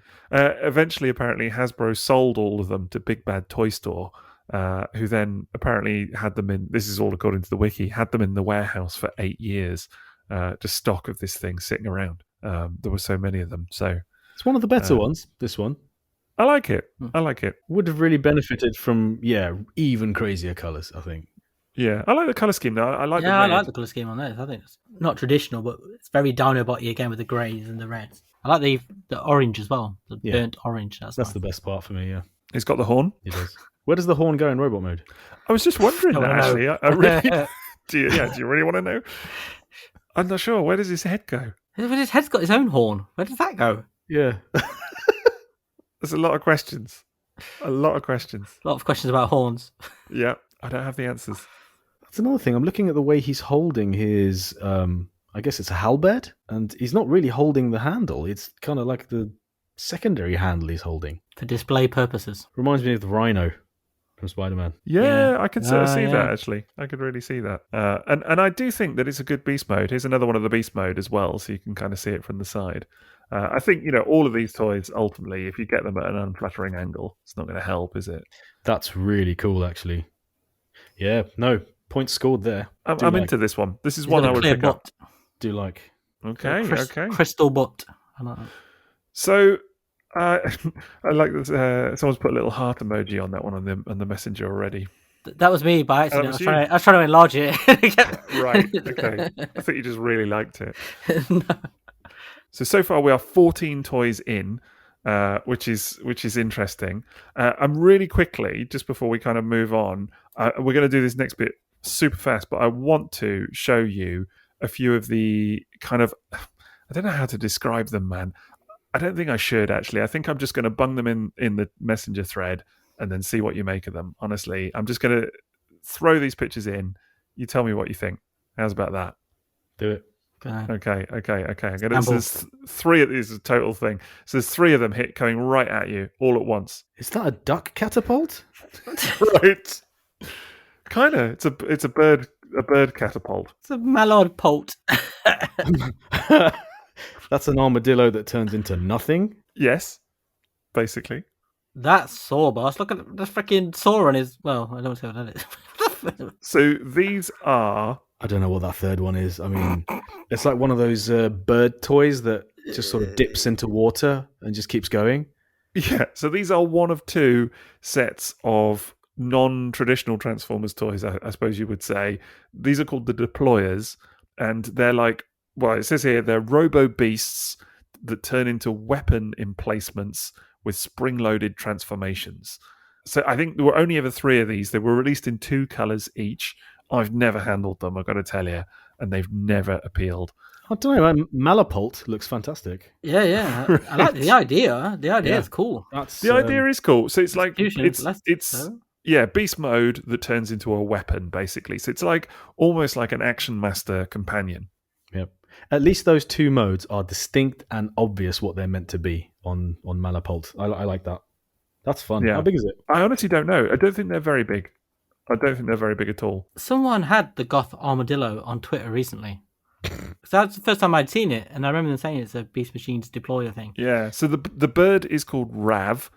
The little mole dude, the red mole, is called Mole, and the other one, I know, which is an armadillo, is Dillo. He's got no smoking signs for eyes. Have you noticed? Yeah. I have seen that, actually. Yeah, little crossed out thing. Trying to prevent the ghosts getting out. They actually, I got to tell you, the colours on these I don't hate. Like the mole one, it's cool. less sure about, but the colours I think look great. They've got alternate colour schemes as well, which I think look really cool. Let me just show you the alternate Rav, for example. The purple Devastator balls coming out the back of the armadillo is a bit weird there. So here's the alternate Rav. Very interesting. Synth Rav. It is like Synth Rav, isn't it? Yeah. Cool. So just to give you a little flavour, really, I mean, we're not going to spend tons of time on these guys. I don't really see them necessarily as like a full-on part of the Beast Machines line. I don't know, maybe that's just me, maybe people do. But they're definitely like a weird thing. So bizarre. It's such a eye-opener, this stuff. Like, I had no idea this stuff was dropping in the year 2000 amongst everything else that is so well known to me. So if you think those are weird, check these two out. So I'm just going to throw these in the chat. So that's Deployers, those three things. And they're just like a little adjacent, sort of thing to fill out the toy line. These two interact with the basic class toys. But here you go. These are Beast Riders. Yeah, I have seen on. Yeah, I've seen what the weird Cheetor head this thing. Is very Battle Beasts, isn't it? Like Battle Beast vehicles. Yeah, for sure. It might make more sense. So I'm going to drop a couple of pictures of them with the basic class toys, and you can kind of get what the idea is. Totally what they are. Yeah. So, yeah, obviously the basic class toys are designed to kind of ride on top of them. Like chariots, yeah, they're chariots, basically. So one of them is called Chi and is styled after Cheetor, and the other is, what's it called? Can't even remember now. That's that Silverbolt in the second picture riding Chi, isn't it? Yeah, it is, yeah. It looks in immense pain. Yeah, the other one's very Master Universe, isn't it? It reminds me of what's it called? The shark, land shark. Right. Skeletor rides about. Yeah. The other one's Mechatron, so it's actually styled after Megatron's kind of dragon mode, if you like. Those are cool. I like those. Did not expect you to say that. Well, once you put them with the basics, that's really mad. It's just so wild. There's a massive Cobra robot riding a dragon head. What's not to like? Head with arms. I think you'll really like the repaint Mechatron actually as well. I think this is going to go down well. Yeah, that's neat. Yeah, that's nice colours. And here's the repainted Chi. Well, I like that fade it's got going on. Yeah, it's cool, isn't it? Again, they both had two that's color wild. variations. These are really wild. So removed from Transformers to me. The head sculpt, it's so Thundercats, man. Yes. It really is These are Thundercats, mad. isn't it? Mm. I think, am I right in saying, I'd need to think properly about it, but are these the first times that, maybe other than Action Masters actually, I was just going to say, are they like the first kind of accessories like these, like a kind of vehicle playset type thing that Transformers ever had? I guess you've got Action Masters, but even then they Even always... Pretenders, think of like Road Grabber. Right, true. Maybe it kind of falls into that vein. I don't know. It feels different somehow. I just think you need to own all of these, Sixo. I don't know about that, mate. I've seen about 7 toys I would consider buying in this whole list so far. I'm just counting them as we're going along. Did not expect that. Me neither. Can you remember which ones? Yeah, I can tell you from this list. Sawboss, I think Scavenger was the one. Scavenger, yeah. Obsidian, the Japanese colour. Right. Old Monster Arms. Oh, Spy Streak. Okay. Okay, that one. Definitely Tankor. There's the tank drone. Yeah. Frazzle Wings. Which one was Oh, that was Gekkobot. Yeah. Mum-Ra is interesting. That was Longhorn, I think. Yeah. Cobra Guy is wicked. That's cool. Night Viper. The Japanese Silverbolt, just for the colours. For the colours. Okay. I just looked on eBay at the price of that. So What was it? Which 100 one? 110, the Japanese silver. There you go. 110 There you go. quid. I told you. The Battle Unicorn is pretty good looking and unique enough. And Rav is pretty cool. I like the original colours better. Just imagine if M.A.S.K starts collecting beast machines in the back of this. I've still got to get a long rack. Beast machines. There we are. Beast machines. Yeah, okay. Beast machines, yeah, indeed. Well, there you go. That's You can be a B2er. Oh, yes. Oh man, you can start that whole thing. So look, we've done pretty well actually so far, because we've done, so the basic class is the biggest class by far, because next we're into the deluxes, megas, and all of that, which we'll come to. But yeah, we've kind of hit the mother load with the basic class and some of those deployers and those ones. So it's gone pretty well so far. I enjoyed it thoroughly so far, I have to tell you. So yeah, gone much better than expected so far. I can't wait to do the rest. The Transformers will return after these messages. Right, well, it's that time for the bit of the pod where we talk about our sponsors. And, well, assuming we're all ready, because just the little break we had there, it's hilarious because everybody suddenly jumped on eBay to look at beast machines and see what it's all going for. So, I don't know, maybe there'll even be a purchase by the end of the episode. I'm not going by those eBay prices of Beast Wars Returns toys, man. I told you, man, they're super expensive, but the regular stuff is cheap as chips. Anyway, let's get on to the sponsors. So we're going to start with tfsource.com, as ever, your one-stop shop for all your Transformers and third-party needs. Let's have a look at what they've got in stock and up for pre-order right now. What's caught your eyes, gents? I'm going to sound like a broken record here, but how can I talk about anything other than DA95 Robot Base Ground Dion for Diaclone Reboot? It's the Great Robot Base, and it's now available for pre-order. The Great Robot Base is being done. This section, the legs, turns into this ground dreadnought with the trousers. So many. Yeah, the trousers are 45 centimeters tall by themselves. This is going to be insane. This is going to be the event of the year. When do you get the tiny penguin to go in them? I think it comes with the tiny penguin. I hope so.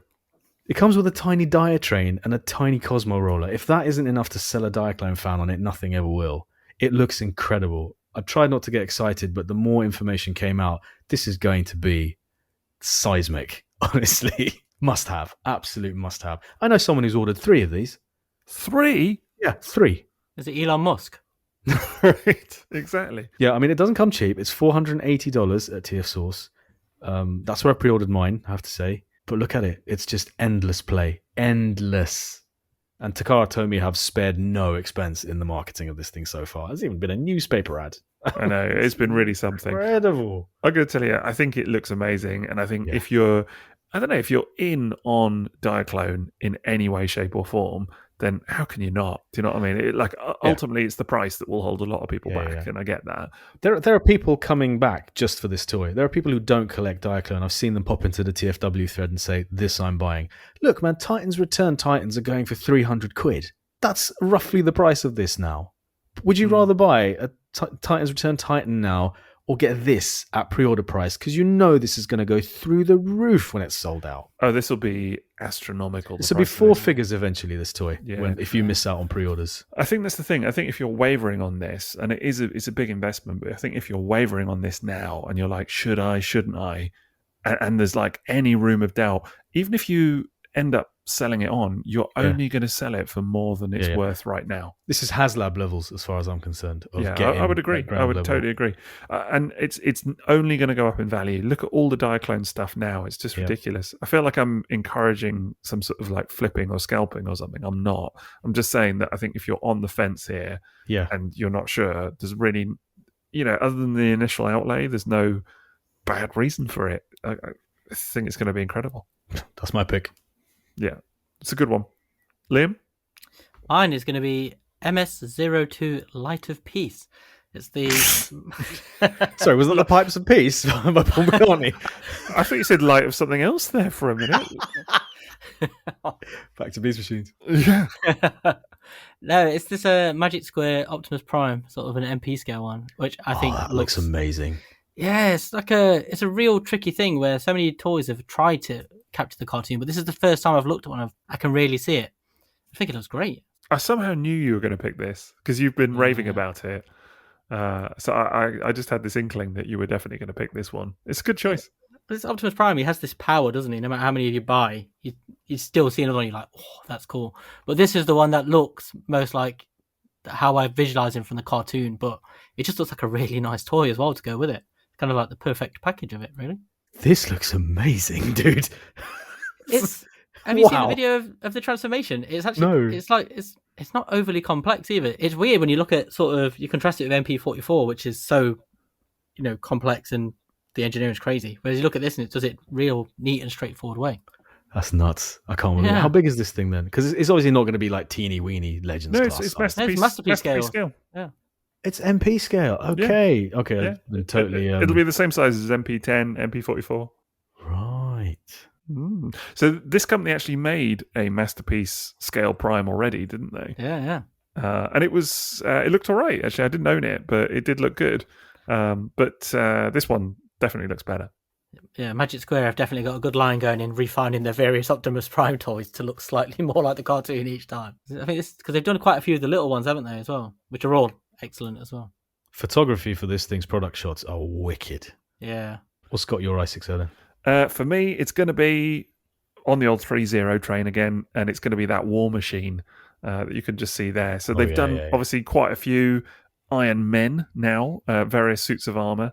I've only got the one in hand, but I absolutely love it. And just the rest of them, I'm all in on these. Honestly, they can keep making suits of Iron Man armor, and I just think they're great. And the fact that they're doing the kind of classic War Machine look, very, very exciting. Super articulated, nicely, like not too big, not too small little toys. Won't be for everybody, but I can't wait. But you have to, so there. Yeah, I do. I gotta wait for the pre-order, don't I? That's it. But I do have it on pre-order, so I'm pretty excited by that one. Right, well, that's tfsource.com, so do check them out for all your Transformers and third-party needs. Shall we head on over to kapowtoys.co.uk? So, new sponsor for us, as we mentioned, I think last episode, we started talking a bit about them, and they've already been listening, which is great. And yeah, really fantastic company. Definitely do check them out if you're in the UK, and they do serve other bits of Europe as well. So let's see, what have they got on their site that's caught your eye right now? Oh, you never see this coming. But for me, it's the Star Wars, the Black Series Darth Vader, Obi-Wan Kenobi action figure. I'll tell you why. I've been watching all of Star Wars with my daughter. It was her choice. She's like, I'd like to watch some Star Wars. So we started watching the original trilogy. Then we watched the prequel trilogy. And then we watched Rogue One. Then we watched Solo. And she has loved all of it. And she mentioned the other day she would like a Darth Vader toy. And I asked on our Discord, and the guys were telling us what good Darth Vader toys were. And I've just looked at this one, the Black Series one from the Obi-Wan series. It looks great. I think I'm going to get that for her. Actually, that looks wicked. It does look really good. Love it. I actually really love it. Good stuff, man. How about you, Liam? Me, this one will not surprise you at all. It is R48P Optus Prominium. Oh, man. You took mine. Yeah, it's, Optus Pexus. But like in Stormbringer colours, which is all really nice saturated reds and blues.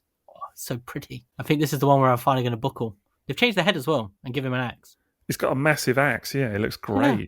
This was actually going to be mine, I've got to tell you, just because, I mean, I know the toy already, but I love it. And it just looks stunning. Yeah, those saturated colours, they just work so beautifully on it. And I like the new face sculpt as well, with the orange eyes. It's really nice. Is that the same vehicle mode as the standard Optus Pexus then? Yes, it is, so. Yeah. That is a hell of an axe. I love the weapons he comes with. The Matrix side, yeah. It's a really good Matrix. Yeah. It's a great toy. Honestly, it's a fantastic toy. Super, super articulated. I think this is the one I'm thinking I have to buckle finally and get this one. Okay, well, that was going to be mine, but just to pick another one real quickly then, I'm going to go with Oculamax PS25 Navigant, which is their Streetwise. And just because I love Protectobots, man, they're so cool. And this thing, I think, looks great. Like, Oculamax knocked it out of the park with their Combaticons. I've got their first aid in hand already. Super love it. And this thing also looks great. So it's on pre-order at the moment. I think some people may be starting to get it in hand from various sources already, but I think it looks fantastic. So well into that. Can't wait. Do like that car mode. Yeah. It's really nice. Super good. I think Streetwise is a very hard design to do well. I mean, I have the X-Transbots one, and it's got problems, man. It's got problems. That's what I'd say. But this honestly looks great. So not dissing XTB at all, because I think it's a tough one to do. But I'm excited about this. Hopefully it pays off.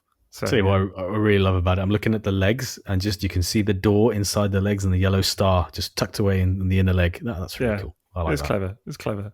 I think it has to do a lot to kind of achieve that robot mode, realistically. So anyway, that's it for me. That's our little look at kapowtoys.co.uk. Do check them out because they are absolutely fantastic. And do check out tfsource.com as well. Thank you very much to both of them for sponsoring the pod. We really appreciate it. We now return to the Transformers. Right, well, let's get back into it with Beast Machines. So we've done basics, we've done some of the weird stuff. Now it's time to take a look at the deluxes. And I think let's start off easy with these ones. So I'm going to give you a character that should be recognizable to even people that haven't seen all the show, like yourself, Maz. Although I don't know, actually. Do you know who this is? I have no idea who that is. Okay. Colours are different. This is Jetstorm.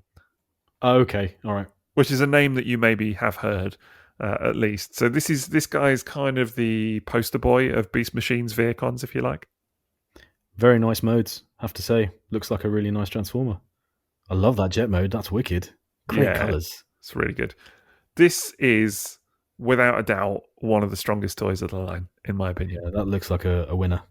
I love the head sculpt with the 4 prongs sticking out of it in its hovering Veercon mode. That's cool. It doesn't look anything like the animation model at all, does it? It's not at all. Different. It's not even just the colours. Like the head's completely different. The body shape is totally different. But the toy is really nice. I quite like it in RID where they repackaged it in Jetfire colours. Yeah, this is that toy. Yeah. Yes. Okay. Yeah. So this guy has been recolored so many times over the years. Twice in RID, I think, because there's a Jahaxus version as well. Yeah. It just absolutely mad, which I have. So I'm just dropping you a little picture there, Maz, to see what he looks like in the cartoon, so that you can kind of get an idea of how different it is. That's wildly different. Yeah. So you see now, when I talk about cartoon accuracy, that it just bears no resemblance really whatsoever. Other than the fact that it has a kind of floating robot aerial mode, there's really no similarity whatsoever. Super cool animation model, though. Yeah, he looks great in the animation, and it's a great character, actually, which I won't get into for fear of spoiling it for you. But it's he's interesting. But yeah, the toy is just great. Honestly, doesn't look anything like it, but really, really great. There is an ultra class version of this character as well, which we'll look at in a little bit, which is a bit more like the cartoon. But I love this toy. It's a good one. Is this the one they redid as Cyclonus as well? No, was that the big one? That's the larger one. Yeah, that's the larger one, which is also a really nice toy. You may notice he's got a little gas mask style thing going on the face plate there. You can't really see it, but which is kind of cool. It's cool. So, just a general question about these kind of toys.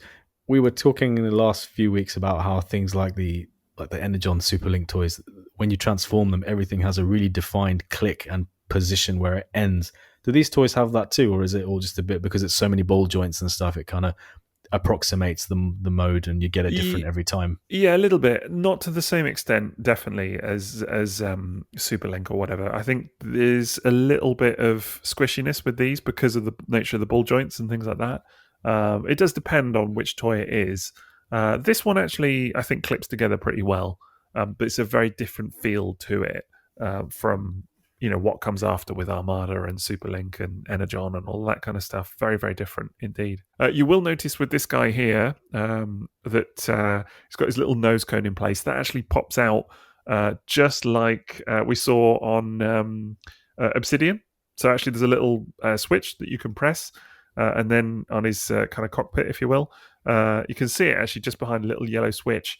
And then the neck kind of flings forward, and you can angle the cockpit from side to side. So it's like a little. That is beak. Weird. Is that a thing you see in the show? Like, do they do that a lot in the show? Oh, interesting. He does that in the show. I like that. That's cool. That's different. Yeah, I think it's a great toy. Honestly, I absolutely love this one. If you were going to go in on a Beast Machines toy and just like, let's see how it is, then this is a good one to kind of look Is that not going to be like buying Landmine first and then going after the rest of Energon, like start at the top and sort of get progressively not quite as amazing? A little bit, maybe, but I don't know. We'll see. Might see what you make of the rest of them. So, right, let's have a look at this guy. This is Thrust. So you will recognize this as the motorcycle drone, essentially, that you've seen from the show. This looks like Circuit. What, the Action Master? Yeah. Does it? Yeah, the colours and the head sculpt, definitely. Okay, yeah, no, I see what you're saying about the head sculpt, actually. It's like T-Bob mode. Yeah. That third mode is ridiculous, honestly. Absolutely ridiculous. I have tried it. It doesn't work. It's like someone kind of figured out that it could do that, and they were like, it's a third mode. Has it got a crotch mouth? A crotch mouth? Oh yeah, God. Look, it's got like an articulated jaw for a crotch. Where am I? I see. Yeah, right. To unsee that. Yeah, I think that's slightly mistransformed in that picture, to be fair. That's not how I've... Well, unless I've mistransformed it. It looks like he's wearing a papoose. Like he's carrying like a little papoose in his chest. Papoose. Oh my God. There's a word I've not heard in a while. Yeah. Bring in the culture. So this guy, you can actually turn the feet inside and collapse the two wheel halves together to have it standing on one wheel, like the motorcycle drones from the show. But there is no way to stabilize it, of course, when you're doing that. So, because it's just, it's like Gizmo Duck mode, basically. So it's just sort of balancing on a wheel. And I do prefer the look of that versus the feet. But of course, you just can't have it standing on the shelf. Are those upper arms chromed? Yes. Yeah, okay. Really, really beautiful, actually, I think. Do you think that's why the third mode was there with the extra two wheels, is to sort of try to give you that wheeled look like he has in the show? I think you're probably right, actually, yeah, because I think they no doubt sort of had to have an approximation of it, and it is genuinely the only way to make it stand up. So that chrome is bringing so much to the vehicle mode as well. Well, I tell you what then, I'm actually going to cheat a little bit. I'm going to show you one of my pictures of this toy. And seeing it up close, I've always wondered about this toy and never seen it until I picked it up. This is one of the ones I got at TFN. And I love it. Honestly, absolutely love it in hand. That's a cool photo. Yeah, that's really Thanks, cool. Man. So Very you can see the chrome there and how beautiful it is. So there's a lot to like on this toy, honestly. Like the colours are amazing. The translucent green is stunning. The yellow and the purple go really nicely together. It's covered in paint. Does that not look like a fox head? Like just in front of the seat? Yeah, it's it like does. A fox head. It really does. Nice, very nice looking in vehicle mode. Yeah, love the vehicle mode. The robot mode is quirky. I think the bit that lets the robot mode down is the giant like earmuffs, the wheels on the side almost. It's kind of like, what's going on with that? It's like I like that. No, that's a plus to me. Oh, you like the wheels? Okay. Yeah, doesn't it remind you of that Tri-Rambler from Diaclone with the really massive rear shoulders? It does, actually. Head sculpt is great. It's the spindly feet, the spindly legs, and which and actually when you do the one wheel thing, honestly, that's not so egregious.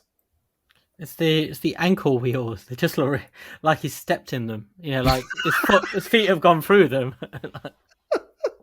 That's what it's like 3 p.m. Friday from the waist down, isn't it? That's what it is. I like the stock photo when you look at the bike and the way the head is turned slightly toward the camera, like you've just caught it doing something. It's like, oh, hello. So I've just sent you one of my Don't pictures judge me. again of it balancing on the one wheel, just so you can kind of see. And obviously, there's a bit of digital trickery going on here because I had a flight stand behind it just to kind of hold it up.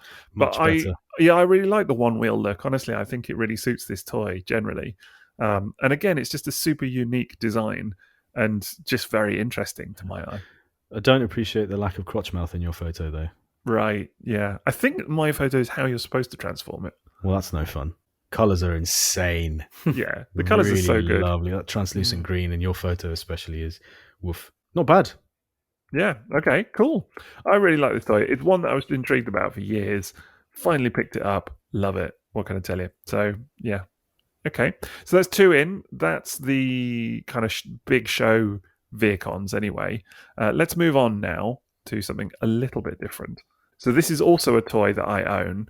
And I think you have seen a picture of this, Maz, in one of my photos, but it's a bizarre one. What is happening in robot mode there? Right. So this is Blast Charge for anybody that's listening at home. How is this not a Junkion? It does look a bit like a Junkion. Junk written all over it, doesn't it? It's got that cobbled together look, doesn't it? I don't like those legs. Yeah, the legs are weird. And what's happening with the chest there? So the chest, how to describe it? The chest is what it is. You actually can't. Job well done there. We're describing it. So you see, like the top of the tank turret basically has got 3 missiles in it. Yeah. The middle missile fires. The other 2 don't. They're just kind of held in place. But the tank turret ends up on his chest in robot mode, and it actually can't fold down, which is a weird one. So it's permanently stuck out like that. Wow. That's a little too out there for me, I think. It's a strange one. Oh yeah, you can see from the turret where the head is, where the head would be. So that would just be the whole juts forward, doesn't it? Yeah. Similar to like Jetstorm and Obsidian, there's a little gimmick where you press a button and the front section, the like cockpit section of the tank, kind of flicks forward and then can steer, which is quite cool. I quite like the that. gold chrome. Yeah, that is the thing that really sold this toy for me, and was why I always wanted to take a look at it. Is that the gold chrome is just beautiful, like really, really striking in hand. It's unique. I think it's standout in that respect. Vehicle mode is pretty cool, but yeah, I'm not feeling the robot mode, and it's mainly because of the legs. I love the way the wheels make up his sort of ankles, knees, ankles, knees, ankles. But very strange transformation. Yeah. It's one that I've transformed a good few times now, and even then, every time I'm like, which way do these wheels go, and how does this work? And it really takes me a minute. I like the vehicle mode though. Okay, right. Well, let's check out a similar-ish thing actually, but this is Striker, so kind of another 6-wheeled looking thing. I think a lot of people initially thought that Striker was going to be based on Blast Charge. Because of the vehicle modes and things, but actually quite different. So this is a show character. I do not like that robot mode. Right. No. That it's Liam was talking about having stepped in something. That definitely looks like she stepped in 2 coconuts. Yeah, helmets or something. Yeah. Yeah. Not sure on this one, eh? That's why she looks so angry. I'm sure I don't like it. It's funny because she's such a popular character as well, isn't it? I know, yeah. Really popular character. Really popular character. Might be worth showing you a picture from the animation just so you can kind of get an idea. It's not a brilliant picture, this actually, but of course it can be quite hard to find pictures online, things like that. So this is what she looks like in the show. Yeah, I mean, I've seen her in the show. I looked at screen caps because I had the third-party MMC one, so I wanted some comparison. Of course. So I like that toy. It almost looks like they couldn't figure out how to make a robot mode out of it. Yeah. It's not a particularly popular toy, I got to tell you. It's a slightly later in the line one. So like Sid, for example, our mate Sid has mentioned to me several times that he really does not like this toy, for example. The vehicle mode looks like it has ape faces, ape head at the front. It really does, doesn't it? It really does. That's what it is. I look at it again. It looks really familiar. That's what it is. There's a touch of toilet about that vehicle mode as well. Oh my god. No, not a fan. Before you say it. Wouldn't have gone there, but Wow, you could have got away with that one, son. Like the way it's the missiles either side make it like sort of double flush. Yeah, that's spot on. Yeah, and the kind of supports behind the lower legs. Nah. Fair enough. Right, let's move on then. So this one actually wasn't released in Beast Machines, but it is worth mentioning. So because there were a couple of toys that were designed for Beast Machines and then released in RID, and it's Oh sort yeah, of I know this one. yeah, you know this one, right? So this is Megabolt Megatron, and the design does feature in the show actually, but not the robot mode. Only the head mode is in the show. It's great. I think it's terrific. I really like this. Wickedly weird, but both modes are cool. Yeah. So in the show, he doesn't have the spider legs. It's just like a floating head, Right. which is cool. And you can detach the spider legs here. Do you know this? What I'm about to say? What you can do with this No. toy? No. Do you know? That he goes on to Fort Max. Right. Yeah. It is compatible with Fort Max. So is this Megabolt Megatron or Megatron Megabolt?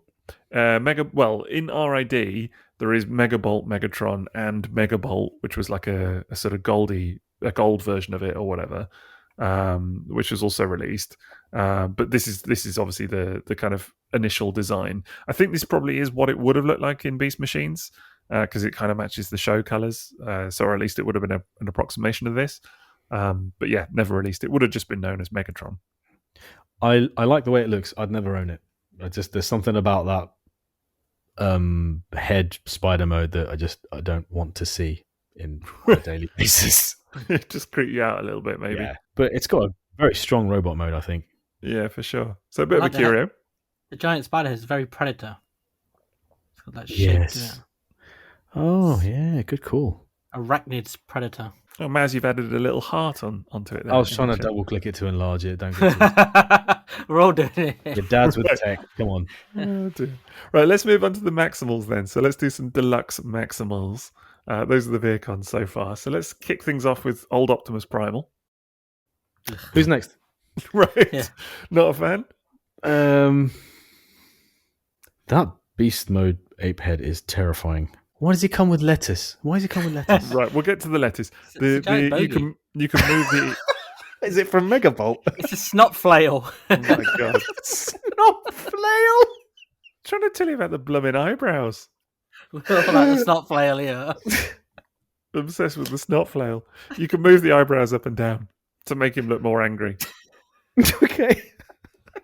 Essential feature alongside the snot flail.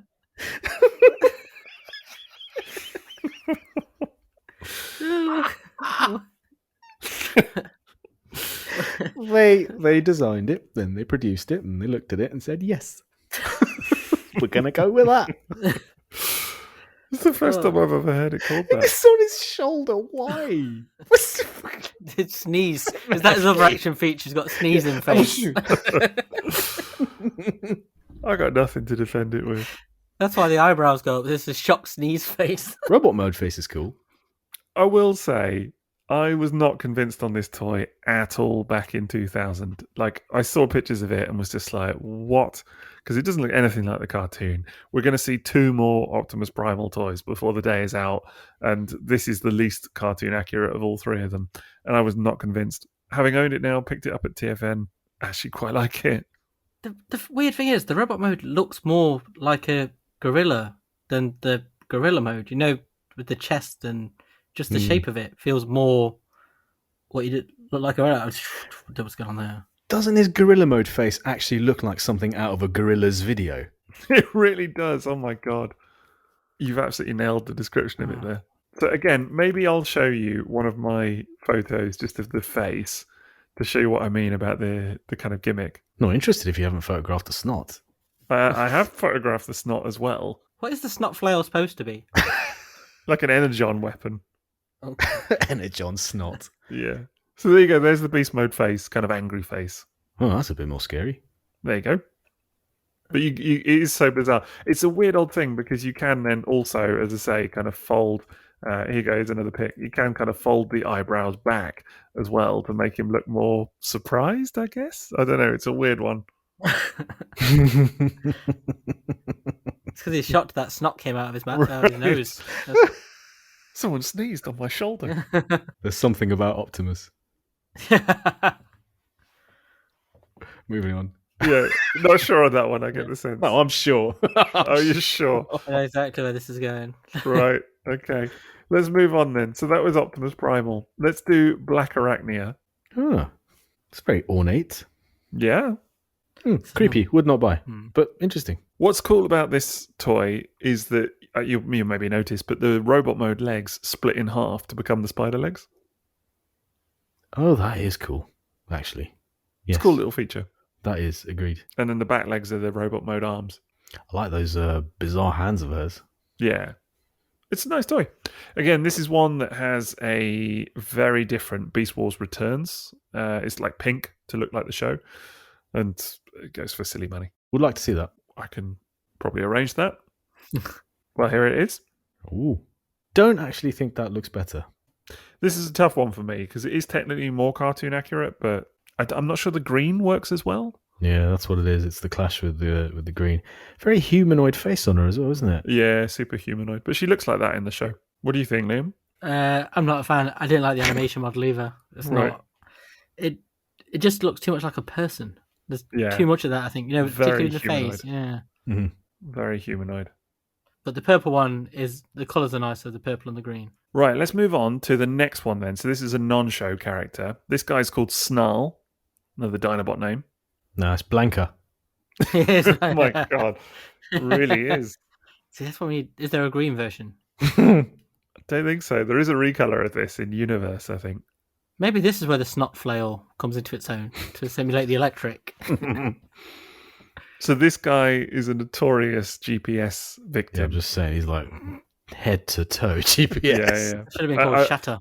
Never owned it, but I believe it's one that you can't even really get out of the package in some cases. That's crazy. Yeah, I mean, it's very blah to me, this one. Or just very like nondescript. No, I guess it's just, it's uninteresting to me. Yeah. I quite like the voodoo skull chest thing going on there. Yeah. Like, the more you look at it, it's like, oh, it looks like kind of like a skull with little Would red it make eyes. you buy it, though? No, but I kind of dig that its chest looks like a skull. I don't know. I think what you just said, Mez, is fair because honestly, I mean, I'm into some of these toys, and this one is one that I could easily forget about. I hope this doesn't sound too negative, but it looks to me like a modern legacy version of a better Beast Wars toy.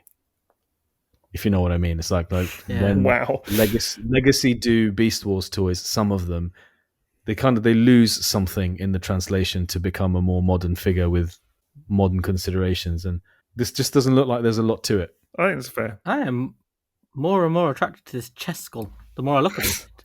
It's like his whole torso looks like a skull. Oh man, I hadn't even noticed it, and I'm seeing what you're seeing there. It's got like red eyes. Yeah, then the white teeth. Yeah. It's clearly the way the eyes. It looks like it's designed to resemble a skull. That's got to be intentional. I hadn't even noticed that. Clever. Who is this meant to be? Snarl is the name of the character. It's not. It's just It's just a name slap. What's the action feature here? Because I can see a little cog on one arm and then some sort of pointy thing on the other. I honestly don't know. And there's obviously something with the beast head as well. Let me look it up. Maybe if you turn the cog, it ejects a disc on the other side, whatever that is, poking out of his left arm. Which would lead to absolute implosion of the GPS toy. Yeah. So it says here both arms have gimmicks. His right arm has a geared wheel in it, allowing for axe chopping action. His left arm houses a spring, which launches his arm forward about half an inch for a power punch Brilliant. attack. GPS toys with spring-loaded features. Just what you want. Yep. Absolutely. Yeah. It was just going to shatter, isn't it? It's like a little grenade. Yeah. It really is. So not entirely convinced on that one. Liam, you seem all right with it, though. It's the chest skull. Well, the more I see that, it just kind of reminds me of that sort of Mexican sort of Incan imagery. The more I look at it, that's all I see. I hope that's intentional. I'm sure it is. Right, let's do another one. So this is Skydive. Yeah. No. Oh man, it's got a Dorito head. His head is a Dorito. That's crazy. It's Scrounge. It really, yeah, I see what Yeah. you're saying. It is a little bit, isn't it? Scrounge if it was a pteranodon. Is it a pteranodon? Pass. Yeah, it's not one for me. No. Not I into like the that one. colours. But I do like the robot head. Yeah. It's It's making me want Doritos. Fair enough. Right, now let's look at one that I do really like. So I'm interested to see what you think of this one. This is Night Slash Cheetor. Is this the one we mocked? Yes. Oh, what, as in the really... Which one? What? Oh, No, come I don't on, think it is, look actually. At this. Mocked it how? No, this is not the one that you mocked. No. This isn't. Great colours. No, this is not the one that you mocked, because you mocked the Mega one. Okay, I love the colours, and I love that Cheetor head on the beast mode. Look at the... What? No. His feet look like they're on backwards. Look at Yeah, the legs. That's a fact. So, I have owned this toy, and I always had the feet the other way around. Because why would you have them that way around? And it's its proportions. I like the chest. Again, it looks like a sweet. I just want to chew Yep. it. You're not keen on the robot mode, Liam, is that fair to say? It's got a crotch face No. again. I don't like the legs. I really don't like it when they give them this kind of chicken leg thing going on. It's so... Why? What's he doing? Is he just like it's spring loaded? He's jumping everywhere? I like the beast mode, and I like the colours on this toy. Yeah, the Colours are colours are superb. Honestly, like really nice colours on this toy. I really like the robot mode as well. I think it's great. It's bizarrely one of the more cartoon accurate Cheetors, even though the colours are not right. They did do a sort of more yellow version of it later in another line in Universe or whatever it was. I can't remember. Yeah, there's another picture for you as well. But just purely on the sculpt and everything, it's a little bit more robotic than the cartoon, but it's way more cartoon accurate than the Mega toy. Those feet really are on backwards. Yeah. This is going on here. I think that was just, presumably it was designed with the cat feet facing forwards, and someone just went, just turn the feet round, make it a bit different. Nah. It's okay. It's all right. I like the beast really mode. dislike the Cheetor redesign. It just, again, it's too organic and humanoid looking. It just looks awkward and weird. I've just hit love on it again. I was trying to enlarge it. Yay! Love a bit of Night Slash. So the thing with this is that the Night Slash gimmick is that you press a little button on either arm, and the swords fling forward into his hands, and then you can activate like a chopping gimmick, where the hands slash back and forth. I mean, that's all well and good, but unfortunately, it's ended up with it having this really unsightly connecting arm from Yes. the sword to his elbow, and it just kind of spoils it. Yeah, I kind of agree with you. Like, take the gimmick out. Actually, it doesn't need it. I like this picture you've put, the one, the forward-facing one, Yeah, because it makes it look like his legs look like he's wearing like lycra, so it's like he's gone jogging. It's like he's put on this running gear. This is it's got his running outfit on. It's his Instagram or Facebook profile picture. isn't right. it? It really does look a bit like that. Actually, It's just come from the gym, guys. Yeah, totally. It really is like that. Right, listen, I'm going to move us on, and I'm going to drop a picture now of... No, I'm not even going to explain it, actually. I'm not even going to explain it. I'm just going to drop There's it. a lot of that in this line. Yeah, I'm not... It doesn't need explanation. Here it is. Make of it what you will. Oh, God. Flying dragon pig. Which mode are you talking about, Maz? This is Beast Changer. In the cartoon, What? it's known as Savage Noble. Oh, I've heard of gosh. this thing, yeah. Spoilers. Yeah, I can't really say too much about it. So the deal with this thing is that it's two organic modes, basically. That's the idea. There is precedent for this in the show, which I won't explain now for fear of spoilers, Maz. But this character does crop up in the show. Evidently, Hasbro couldn't get the trademark for Savage Noble as a name, so it's called Beast Changer. So it's like it's ridiculous, but it's like an organic dragon that turns into an organic kind of humanoid wolf. I would have loved to have seen that in like the Marvel comics. I, Beast Changer, will Exactly. will use my power to change beasts. It's the picture on the left. The head looks like Beast Wars Silverbolt. Yeah, so it's a wolf head. Yeah, very much looks like Silverbolt. Actually, I remember when this character cropped up in the cartoon, and he appeared as Noble, and it was like in this beast form. A lot of people were like, oh, "It's Silverbolt! It's Silverbolt!" I remember, and I don't want to say anything because I don't want to ruin it, but a lot of people thought this was going to be Silverbolt. That other mode is just ridiculous. What, the dragon mode? Is that what that is? Yeah. No, mate. This is one of those fish you see like 40,000 billion feet under the sea in one of those documentaries. It's bizarre, isn't it? I'm going to drop another picture of it just from the side or Oh whatever. God, I was about to remove the picture from my site. Right, dude. There you go. Oh my God. Don't click heart on it, whatever you do. I can't see Attenborough talking about this. That just looks like it's upside down. It's bizarre, isn't it? That is not okay. You have to remove the wings to turn it into wolf mode as well. It's a parts former. Yeah, or you get a winged wolf. Move us on, Sixo. Move us on. Right. Not a fan, I'm getting a sense of. No. Well, I've saved the best till last. Give it a heart. Dude, it's the ultimate sign. I've saved it. You have given it a heart, haven't you? Oh, and Liam's given it a little sad face. Oh dear. All right, I've saved the best till last. Here he is. Oh, Jesus. So That's got to be mistransformed, that robot mode. No, Surely. it's not. This is Cerebrus. This is actually not released in Beast Machines because it was released in RID as Bruticus. I thought you were going to say because it was It's released Timothy in God of the Gates of Hell. Yeah, this is released in RID as Bruticus. You've seen pictures of this toy before, man. This is. That's what this is. Yeah, that's what this is. I felt the need to include it here because in context, it makes more sense as a Beast Machines toy. Actually, it's a Maximal. Is that an anteater mode? No, it's a three-headed wolf, three-headed animal. I don't like it. I'm giving it a heart. Right. That's the ultimate sign now. It's like, I don't like that. it's so hard to look at in robot It's so mode. It's like, you difficult. can't- It's sensory assault is what it is. And then they had to go and pick those colours for it too. It does have 3 heads in Beast mode. 4 arms in robot mode. Yeah. The waist looks like it's where the knees should be, but it's not, is it? That is the waist. That yellow bar thing. Yeah. It's actually kind of got its charm in a funny way. Like, honestly, owning this toy, and I do own it. Why? Why did you buy it? Because I was curious. I wanted to see up close. It Not has as its bad. charm. Really not as bad as it looks. What is that cone thing on his right shoulder?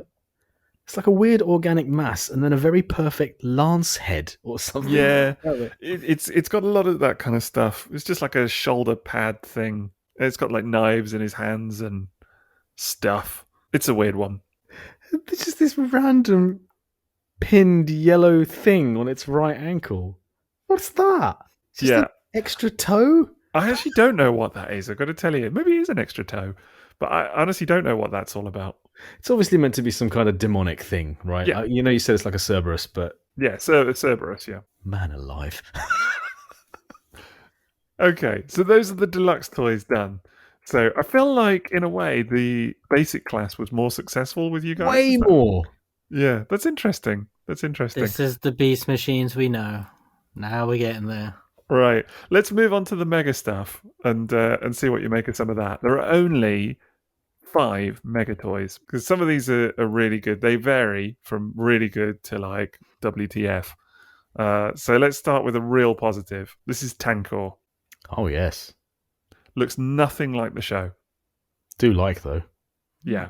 Very good toy, in my opinion. This looks more like a Transformer. Yeah. It's got proper blocky proportions, actual legs. Is that just a lot of paint apps on it? Yeah, it's got tons of paint applications. A few bits of translucent plastic, like really nice fading on the kind of front of the tank there. It's got some cool gimmicks like little buzzsaws in his arms and things like that. How does it feel in hand? Does it feel chonky like Unicron Trilogy? It does. It's unfortunate that it's got some loose joints. So mine, was new essentially, but still the leg joints and stuff are not quite up to snuff. So I'm going to have to put a bit of furniture polish or something to try and strengthen that. So it's got a bit of floppiness to it, but overall it's a really nice toy. Nice, kind of design. It's just the floppiness that lets it down a little bit. It does have one very cool gimmick in both modes that really makes it. So you know how I talked about putting a lot of that kind of personality, if you like, into the vehicle modes? Mm-hmm. So in both the robot mode and the vehicle mode, I've got a singular eye, like a red eye, that can be moved from left to right. Oh, nice. Knight Rider styly. Yeah, exactly. So you can just about see it in the robot mode, sort of the eye there. But there is actually one in that little kind of window in the tank mode as well. That's cool. I mean, the tank mode looks like it's got a robot head anyway, right in the middle Yeah. as the main turret. Yeah. I think this is one where you can understand that people were like, it looks nothing like the show. And clearly it veered off from an early design in the cartoon. You know, they got, I presume at some point they were very similar, and then they just both went off in different directions. And this was the toy that we got. And then they did that tank drone, the basic tank drone, later to kind of make it look more cartoon accurate, if you like. Yeah, no, that looks cool. Into that one, eh? That's a cool looking toy. Yeah. This is a really kind of popular one, this one, actually. A lot of people have got a lot of affection for that. So this is actually the only one of two Mega Veercons. And the other one is quite different, it's fair to say. This is, I don't know, this is a Veercon, but not a vehicle mode Veercon. Oh, gosh. What's the Emperor Penguin mode going on there? I was wondering what I could describe that as. This is Dragon Megatron. Yeah, this is a classic one, isn't it? Yeah. So, Maz, you've seen the first episode of the cartoon. You've obviously seen right at the end Megatron appears, right? Yeah. So he's in like this kind of cocoon thing where he's like controlling all of Cybertron, basically. Yes. This kind of control cape and helmet, and that's what you're seeing there in the middle. Right. So much going on. I do like that the cape can do that. That's cool. That's cool. And then it turns into a pair of wings. It's things like his right hand just has an entire, what looks like dragon head as an elbow. It's the poor fate of Beast era Megatron, isn't it? You can never have two hands. One is always a head of some description. Well, he does in his Transmetal form, but yes, in both the Transmetal 2 and the original form. I really like the dragon's head as the hand, and that's obviously something that comes from... That's cool, yeah. It's the yellow one I'm on about. Yeah, that's his tail. Okay, he's got a tail elbow. Yeah, exactly. So the weird thing about this is that actually, I think it's probably the first time in kind of Beast Wars stroke machines that a toy was essentially redone, because there was obviously the Transmetal 2 toy of Dragon Megatron, and this is the same, meant to represent the same alt mode, but, you know, with the kind of cocoon thing around it. But it's a Mega instead of an Ultra, and just not as good. Emperor Penguin. Brilliant. Slayed it. He looks so sad as a dragon as well. Yeah, like, really does. His neck just like all the way down there. Like, oh. His wings look, not great either. The wings they look like a torn cape. It's one... They really do, yeah. It's one that I really struggled with at the time. This was one that, that when I saw the pictures of it initially coming off the back of Beast Machines, and the Dragon Megatron design was always one that I was like super excited about. I've talked about it previously on the pod, that it was one that I just was, I really wanted for ages. And eventually got the blue one, Cryotech. And then to see this in Beast Machines was just a bit like, what on earth is going on? That is not a good photo. No. This is his toilet pose. That's exactly what I was thinking. So someone's just walked in and seen him. He's like, close the door. No, he could do it himself. He could close his own cape. That's what it is. It's a toilet. Yeah. Look, the middle picture. It's his own personal water closet. It is a little do not disturb sign on the front of there. Woodbine. Engaged. It just says engaged. I mean, they've done better. Yeah, that's fair to say. I don't know. I think it's really hampered by the fact that there is already an excellent Transmetal 2 Megatron Dragon toy. So this is just like a very poor runner-up. That's not good. Look at you can see there where the Beast Mode arms go. I don't want to look at it anymore. The Beast Mode arms kind of fold up, and they look a bit like entrails or something on his chest, no? On his kind of lower abdomen. Oh, yeah, I hadn't noticed that, yeah. Ooh. Yeah, I feel like I've not sold you on that one. Nah. Okay, let's move on then. So we're going to do the feels Maximals. Like a step back from Beast Wars. generally. Yeah. Oh no, that one does definitely. This is very much Mum says we've got Beast Wars Megatron at home. Yeah, it really is. It really is that. It really is that. Oh no. So this is this- Cheetor. Here we go. Nah, that's no. This thing is legit Yeah, vile. disfigured. I've handed Yeah, this. so you're I've handled right. this. Yeah. I saw it at Car Boot once for 20p and picked it up and went, oh my god, what is this? Look at those legs. It's all. It's like you remember Rise of the Robots? That horrible 3D animation game. Oh, look at it. It's that horrible late 90s grossness. It's a weird one, I grant you. I will say, owning it, there are some merits to it. The chrome is really nice for starters. So like actually up close, the chrome looks beautiful, honestly, and the finish on it is spectacular, like with the green and that kind of stuff. So the paint applications are nice. So finish wise, it's good in that regard. The design is very awkward indeed. I mean, neither mode can stand particularly well. In cat mode, it kind of flops about a bit. I mean, that's where you've got the best chance of stability. The robot mode is a 50-50 if you can get it to stand up. There's a quite sinister looking face in his crotch as well. Yep, I noticed that. Just didn't want to be the one to say it again. Look at it, like evil running yellow fat theme. man. And I thought it had a hand coming out of the crotch, but it's just his hand is Yeah. all the way down there. Very hard. I tried taking a couple of pictures of it, I'm going to be honest, and struggled. Really struggled. I think I gave up a bit in the end. I was kind of like, I'll come back to this another day when I've got more patience. This just has that late 90s alien look to it, doesn't it? That's the aesthetic they're really leaning into. Yeah, I see what you mean, actually, with the legs and everything, yeah. Yeah. He's had too much airtime already. Okay, should we move on? Yeah. I mean, it's not going to get any better, man, because here we go. Buckle up. This is Rat Trap. Oh my god. Look at him. Oh my god. Oh, God's sake. Look at it. Why? Who thought this was a good idea? You know what? You're going to be so surprised, but that is one of the best looking toys of the last few. First of all, okay, the rat mode is really weird. It's like got a really... The rat mode's cool. It looks like it has a saddle to be ridden. Yeah, so it does. You get the feeling that he's enormous and you'd find him on some crazy desert planet on the front of a sci-fi book cover. Diaclone Watership Down. That's what it is. Oh my God, it is. That's quite amazing. The robot mode proportions are actually really good. I mean... It's like the f***ing hunchback of... Yeah, but that's like so on brand. No chance Tradam over there. Look at it. Oh, it's horrible. Look at that bottom one as well with the wheels. Yeah, that's bad. It's Animorphs Chip Chase. That's what it is. The wheels, horrible. The wheels are a write-off. Honestly, it doesn't What's work. With the scary the clown mode. faces in the robot mode. Yeah, the faces are grotesque. Why has he got wheeljack collars? Yes, just Alitalia badge. It's because of the wheels. It's because of the wheels. Yeah. Wheeljack. Definitely got wheeljack vibe. I think that's what I was seeing in the robot mode. Anyway, this is nowhere near as bad as Liam said. It's awful. Look at it. Oh my god! Even look at the face. Yeah, it looks like Mr. Sinister. Yeah, those are bad. Oh yes, and now you made me like him actually. Oh, he looks like a horrible cherub child. Have you seen the animation model? That's even worse.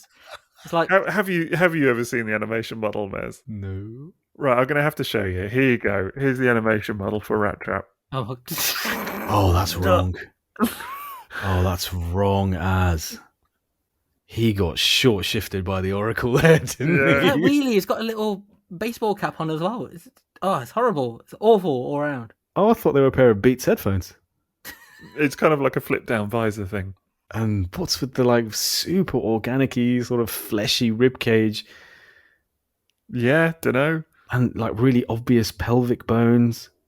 It's a horrific one for sure. That's body horror right there. That's what it is. This is the one of all the Maximal designs. This is the one that really, really, really pushes. Why have you hotted it? Yeah, it's a little hot. This is the one that really pushes the envelope. Honestly, Liam hates this thing. Oh, it's just the worst. It's so ugly. It's nightmare stuff, really. It really is. Yeah, for sure. The toy I own, so I got to tell you, it's got its merits. The rat mode is great. Honestly, the rat mode is the really, animation really good. model definitely good. Yeah. How big is the rat rat is really mode? good. What can it be ridden by? It's actually sizable. You could stick a basic class toy on there, I reckon. What about an Action Master? Yeah, probably. What about a Microman figure? Oh, easily. Yeah, for sure. Oh, that could be cool. Yeah. Yeah, it's a big rat. So this is yeah. The This face is looks also like a vampire. He looks like an it angry does, vampire. So this is also one of the things about Beast Machines that is worth mentioning. In the scale of the thing, the scale makes no sense, and it's at this point that it really becomes the worst because you've got massive rat trap, and then think about like the tank drone, which is a basic or something. It makes no sense. I know like in animated and some of the lines, the scaling was all off. This is probably the worst example you've ever seen in Transformers. Well, maybe some G1 actually is worse. What's with the plastic hairpiece? Because it doesn't seem to go over his eyes. It just seems to go over his head to give him more hair. I don't know. Man. He's got a plastic wig. That's his action feature. Clear wig. That's a terrible robot head sculpt. It's an ugly thing. Doesn't he really kind of like the face almost has that kind of Christopher Nolan Joker vibe to it, doesn't it? Yeah, totally. It looks like Mr. Sinister from the X-Men. It does, yeah. But it's very horror vibes from this. It's very demonic, isn't it? Yeah, Where for does sure. the rat head go in robot mode? Inside, you can actually see it just behind his robot mode head. Oh, You yeah. see the tabs. Yeah. I have to tell you, that transformation does not work very well. So, like, the rat mode head does not have a lot of room. Oh, yeah, to that's go where in. this toy falls down. Yeah. The robot mode head doesn't, the rat head doesn't have a lot of room to go in. And the robot mode head, consequently, is kind of like lurching forward a little bit. That's really something. It's like we're talking about thrust, and he's having his single wheel mode, so you need those other two wheels to hold him up. For this, it's the tail, isn't it? Yeah, the That's tail what has to hold keeps him up. propped Yeah. on the wheels. Yeah. I have mine standing. I got to tell you, I prefer the feet on this one. The hunchback mode. I don't mind the idea of like wheels in robot mode and stuff. I actually quite like that. I think that as an idea is cool, but it just doesn't work on this particular design, I don't think. Just gone through hearting all the pictures back Right. to Sure. Like, come on, rescue things again. It's gone south, man. It really has. Yeah, I know. Well, let's move on. This is the last mega. This is Optimus Primal. This is actually Blast Punch Optimus Primal. Those are some big arms. Yeah. It's Blast Punch. Like the gold knuckle dusters. Yep. That's that is bling. Yeah. He's yellow. It's Thanos. It does look a bit like a yellow Thanos. Have they got thunder and lightning engraved on either one? His friends. Pain and suffering. I think that's all I'd say, really. That's it. I don't have a lot to say on this one because I've never owned it. It is one I'm curious to own, though. I like it more than the other one. Yeah. Okay. A bit more palatable. We're going the right direction. Has character. Really good. It actually has a lot of character. Yeah, for sure. Well, those are the megas. Let's have a little look at the ultras. So this should be fun. So firstly, we have another Jetstorm. So this is the Ultra Jetstorm that I was talking about earlier. Oh, interesting. A lot more like the show. That's cool. Yeah. Look at that head sculpt. It's got a nicer robot mode as well, I think. Yeah. Oh, that's really interesting. Yeah. So this is the one that was repainted as Cyclonus. Yep, recognize that, Jeremy. I love that head sculpt with the massive antenna. Yeah, That's pretty nice. cool. It's just one that's got a lot of chrome on it as well. It does. Unfortunately, the blue version, this version, majorly struggles with the chrome. Yeah. Majorly struggles. It's a known one. I mean, you can get this sealed for like 30 quid, but it's known for like the chrome just flaking off. So unseal, cover in floor polish or whatever it is. Yeah, exactly. That's nice. I like that. Yeah, that's really good. I really like this toy. As I say, I have the Cyclonus version. Love it. Honestly, love Same head sculpt on it.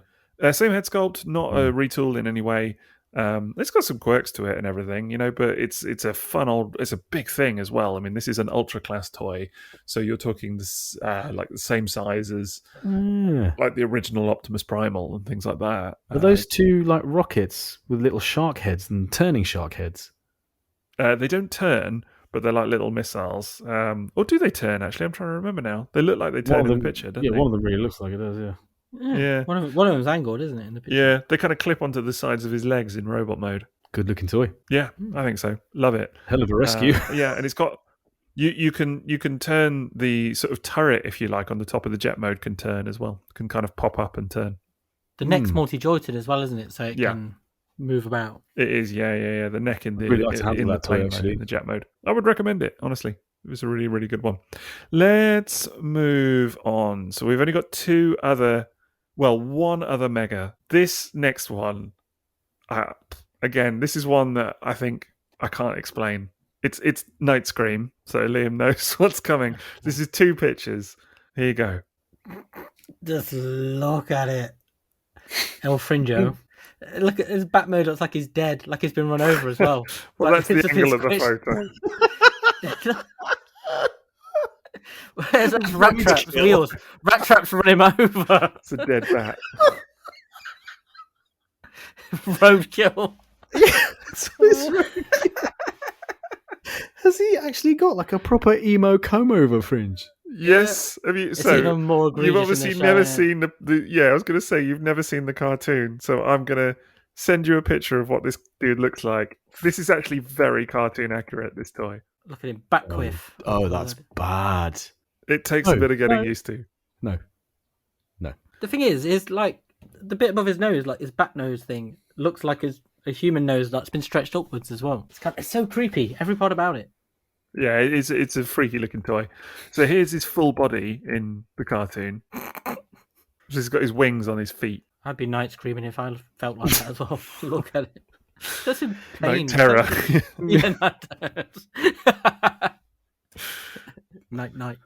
So I kind of feel like the wings on the arms works better on the toy actually than the feet. Very much so. Yeah. I feel like that was a better option on the toy. The quiff is one that, yeah, don't know what to make of that, really. It's not a design I like in the show. You get used to it, I guess. I'm removing that accidental heart off that picture. I thought that was deliberate. No. Oh, look. Oh, why? I'd love to know the design decision that went into that. We've got to give him the quiff.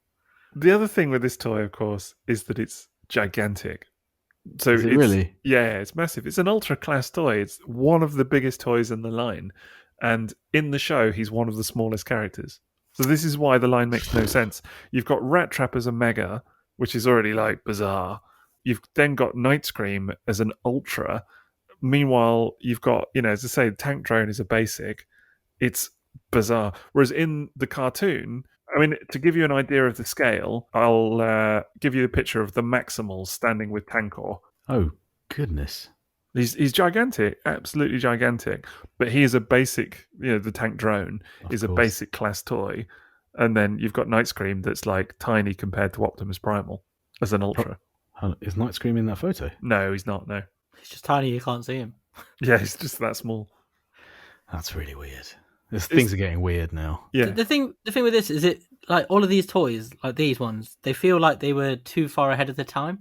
Like the design style they're going for, like they didn't have the engineering yet to get that kind of thin, spindly design into a decent looking toy with it. Oh, just look at it. It looks like a cola bottle with clear brown. I don't think I'd want that. That is so good. Cola bottle.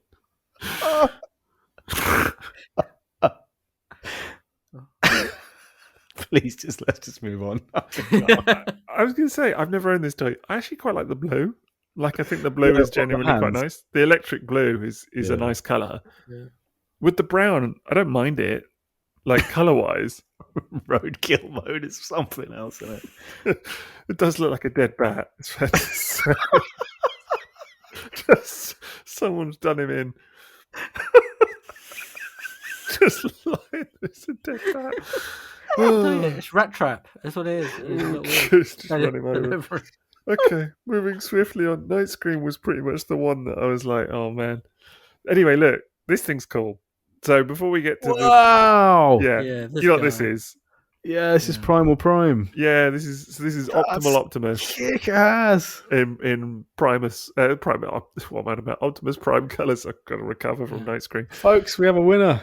Yeah, this thing's amazing. I nearly didn't include this because, as I said, it's just it's a Beast Wars toy. It's a repaint. Well, all of that. But it's so monstrous. nice. It's so nice. Oh, damn, that's good. Yeah, I have this thing and it's beautiful. You've seen my pictures of this guy, haven't you? Yeah, but I don't know whether it is literally this toy is so good looking or whether it's in comparison to what we've just been looking at. This looks like the second coming of Transformers. It's an oasis. Yes. Yeah, man, drink it in because we're about to move on. Get the most of it. Oh, mate, I've got something special lined up to finish this off. Whew, okay. So that's Primal Prime. Not much to say on that one because it is, that's That know, mold never does fantastic. not look amazing. No matter Yes. what you do. it's a classic one. Right, you ready for this? You've seen this before, surely. Is this the finale? This is the finale. This is the grand finale, the last toy. This is Supreme Cheetor, which, I of know course, is the largest toy in the line. So Fortress Maximus G1 is 55 centimeters, right? This Right. is 39 centimeters tall. So it's not as big as Fort Max, but it's not far off. Do you know what I mean? Here it is. This is the one I saw at the car boot for 20p. Right. Quite possible. Quite Yes. possible. Oh my god, look. You were ripped off. Quite possible. I didn't buy it. I put it back down. So yeah, to put it into perspective, I'm going to have to show you some pictures of just like how large it is. So here it is. This picture actually courtesy of the Mapes brothers, who you might recognize. This is a picture with a Grand Max box, but that kind of gives you some indication of just how big this thing is. That's so bad. I've never understood this toy. Never understood it. It's like they just made it big because they kind of wanted to. I don't know. Yeah. Just to Well- say they could. There's another picture. Look at it. Oh, that's bad. Did it have to be against that backdrop? Yeah, right. I don't know what to say. Really, it's a funny old thing. So I remember when they first mentioned this toy, Hasbro. There it is with G1 Optimus Prime. Look at it. Look at it with a little flipping violin or what? What's that? Is that a sword? It's a sword. I remember when they first mentioned it, they talked about, oh yeah, we're going to produce a toy that is the size of a house cat. And they were so proud of it, honestly. They were talking it up. And then He's got this massive cheesy grin going on as well, hasn't he? yeah. That's the genius of it. It's like he's got veneers done. Yeah, oh my god. Yeah. If you've not seen the face sculpt up close, I've got to show you because it is unbelievable. It's absolutely unbelievable. I have seen this toy in the pub. Oh, bad. That face sculpt. It's an advert for veneers. That's what it is. It's Imagine it's Christmas 2000. You find a giant box under the tree, and then you open it. Johnny, I've got you a Transformer. It's a really big one. Here's the cat mode. Even the cat mode face looks like it's grinning. So it is actually the size of a house cat. It's the mouse has lost it. That's what Liam said about the camera grinning as well.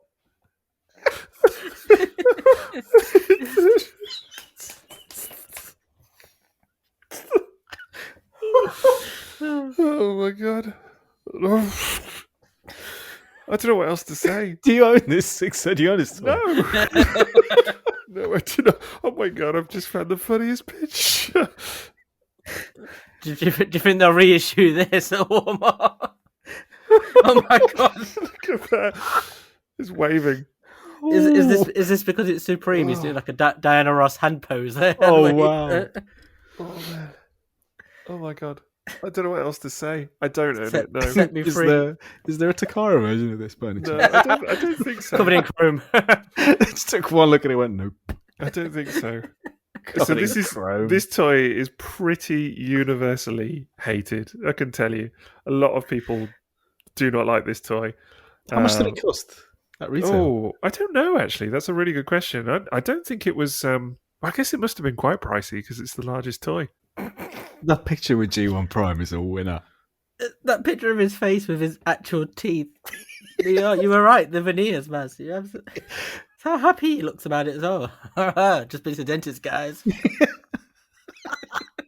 Check out these gnashers. Yeah, had some work done. Bizarre, isn't it? But I can't get over the logic of why they made this thing. That's it for me. Is that like just it's all so bizarre. So why did they give him people teeth? It's a freaking cheetah. but the green thing looks like it's wearing like a clamp as well. You know, like he's broken his jaw. I saw it as a beard, like a.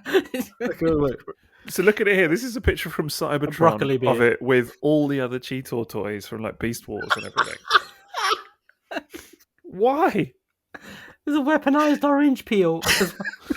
I just can't believe that this is a thing that exists. So Fancy Dan brought this to the pub once. Or was it him? Or was it was maybe Nick, actually. I think it was Nick Kit brought it to the Doesn't pub. Kit own this thing? I don't think so. I don't know. I think maybe it was Nick that brought it to the pub. But Fancy Dan has owned it, I think, and was quite insistent that I needed to see it up close. And it was every bit as horrific as I always imagined it was going to be. He's got a really scary face in his abdomen as well. Have you seen? Yeah. Terrifying. Terrifying. Oh, that's a really scary bug face he's got as his entire torso.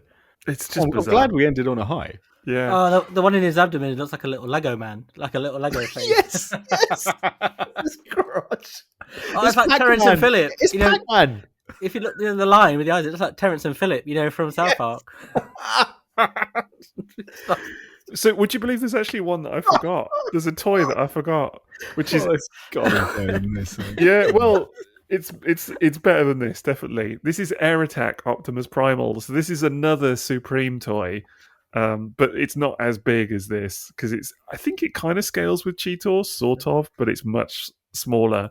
Here you go. So it's the most cartoon accurate Optimus. I legit thought you were going to say Air Attack Supreme Cheetor, and it was just that with wings slapped on it. Again. Blowing wings. So here he is. It's actually a decent toy. Imagine, it's like this guy going on stage after Cheetor's been on stage. Yeah. What could you possibly do? It's really okay. This guy has actually been encored as well. There's an encore release. Is this one that got the year of the thingamajiggy version as well?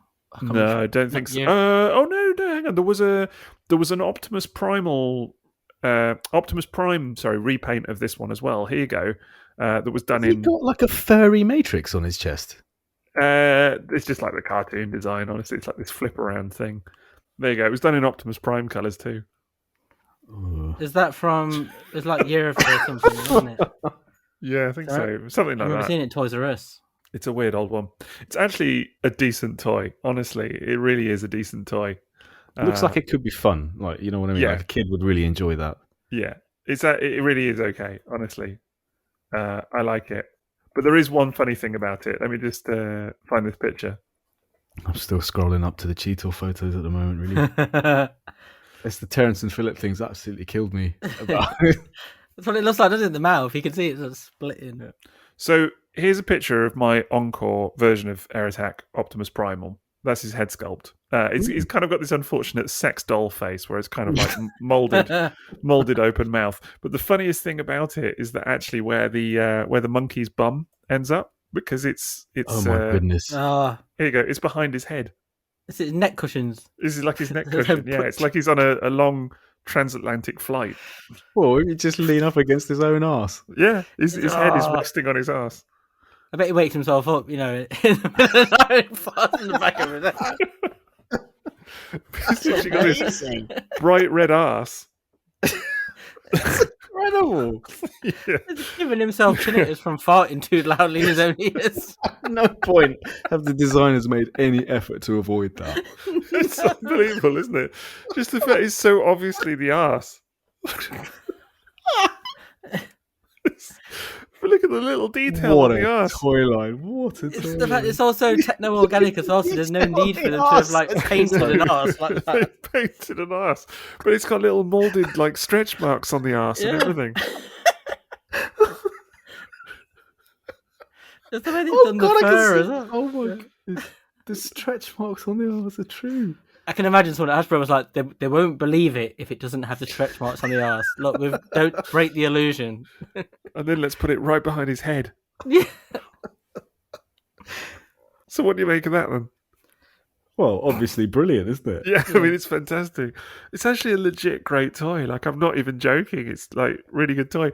But I feel like this is the picture that I want to leave us on, which, I mean, just out of context, I'm just going to dump it in there, honestly.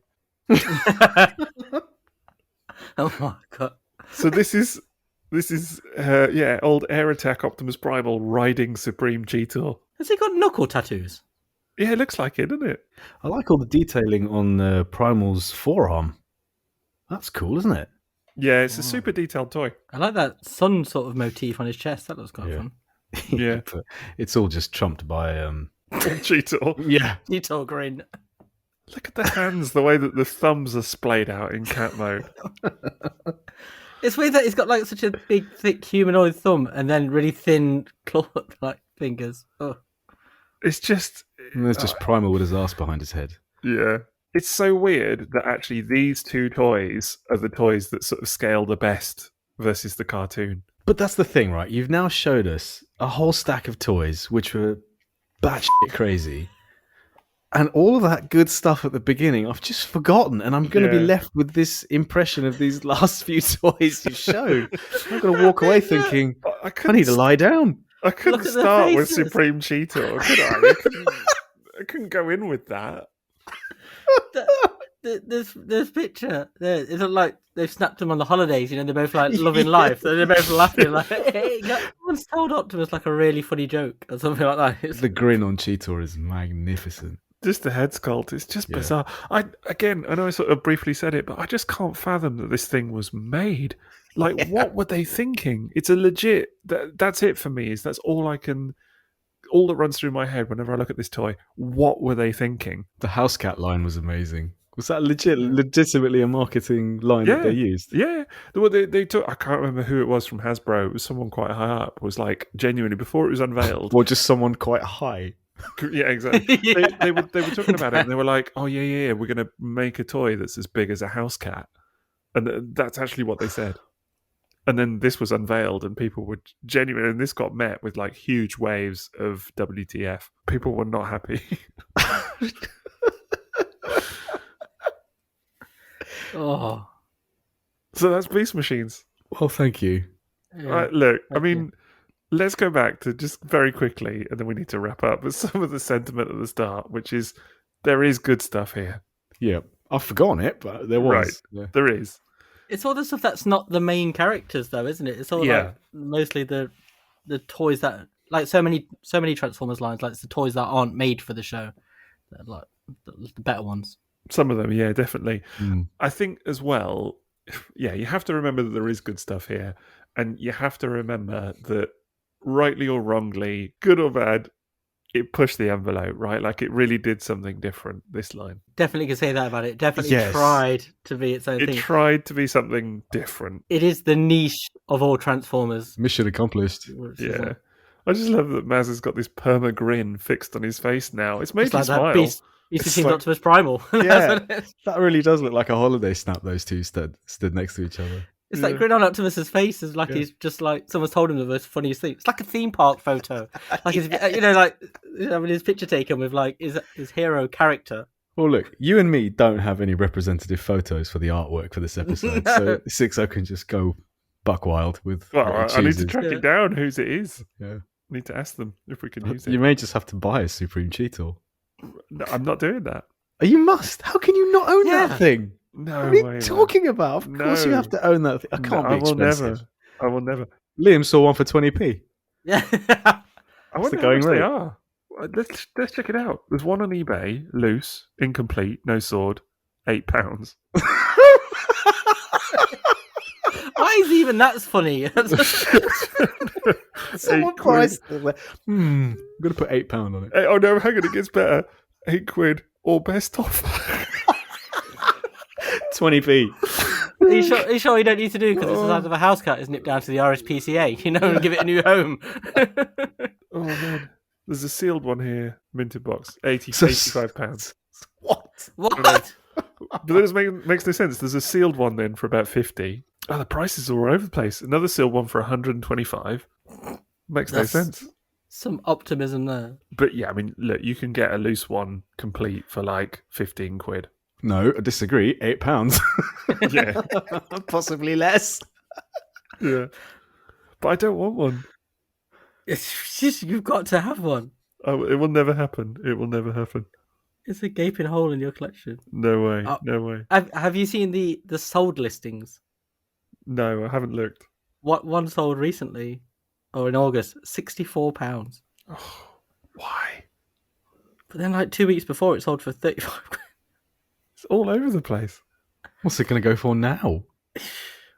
Well, get one, Mez. Go on. For £8, I'm willing to buy it and get it sent to your address. No, don't get it sent to me. Get it. And I will request that the dude buy one of those cat travel baskets and send it in that. You're just going to do it now, aren't you? You're just going to get it shipped to me. I want to see your photos of it. Next TFN, we'll come to your house again. We've got to see it there eating a bowl of food on the floor. In the cat bowl of basket. Felix. Yeah. Just next to my regular cat. Just two of them. Right, well, I think we better wrap it up there, hadn't we? Oh, dear. You up for a challenge? Let's do it. Even Megatron's gonna Get stomped by Cheeto Supreme! He's huge as a cat! And even bigger as a robot! Holy! He's the biggest, baddest beast machine ever! And what's this? Beast Machines! The challenge is in the shade! Nice match, big guy. New beast machines electronic Cheetor Supreme, sold separately. Right, well, I think we probably better wrap it up there because there's realistically no way that we're going to top Supreme Cheetor, is there? So it's just absolutely incredible. Maz, you have to get one. That's all I'm going to say. I think we all do. Yeah, all for the pod. Yeah, why not? Little experiment. Anyway, probably is worth mentioning that we do have sponsors for the evening. Thank you very much. tfsource.com and kapowtoys.co.uk. Thank you very much for sponsoring the pod. We have a Patreon where you can hear more of this kind of nonsense. It's patreon.com/triple takeover. Support us. Just say thank you. Get early access to episodes. Vote on episode polls. Join our Discord server. Join the community. It's this much fun all the time, all times of the day. Commission a mini-sode. Get weekly exclusive content. Be at the highest tier. Get a free piece of Triple Takeover merch.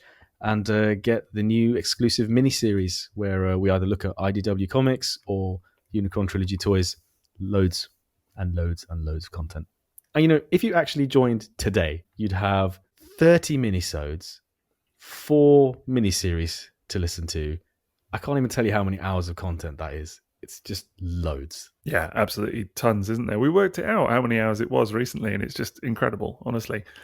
Just for whatever it is a month, £9 a month for the minisodes, and then obviously Goldbox Classics is a little bit more on top, but yeah, well worth it, I think. And also, we do have a Rebel store where apparently you can't buy stationery, but you can buy Depends how militant you are about the definition of stationery, doesn't it, really? So, yeah, but you can buy t-shirts, all sorts of artwork, mugs, all sorts of fun stuff like that, and you can find it all at rebel.com/people/triple takeover/explore. And if you want to follow us on social media, you can find us on Facebook at Triple Takeover and on Instagram and Twitter at @triple_takeover. Sixo, if they want to find you, where can they find you? I am at Sixo TF on Twitter, Instagram, Facebook, YouTube, and Patreon. I am at TFsquareone on Instagram, Facebook, and Twitter. And I'm at Toybox Soapbox. Anyway, there's an at. That concludes our journey down the Beast Machine's rabbit hole, meaning that we can now consider ourselves true oracles of this definitely weird but occasionally quite wonderful era of toys. As we prepare to be reformatted ahead of the next episode, all that remains is to say thanks for listening and drop the beat.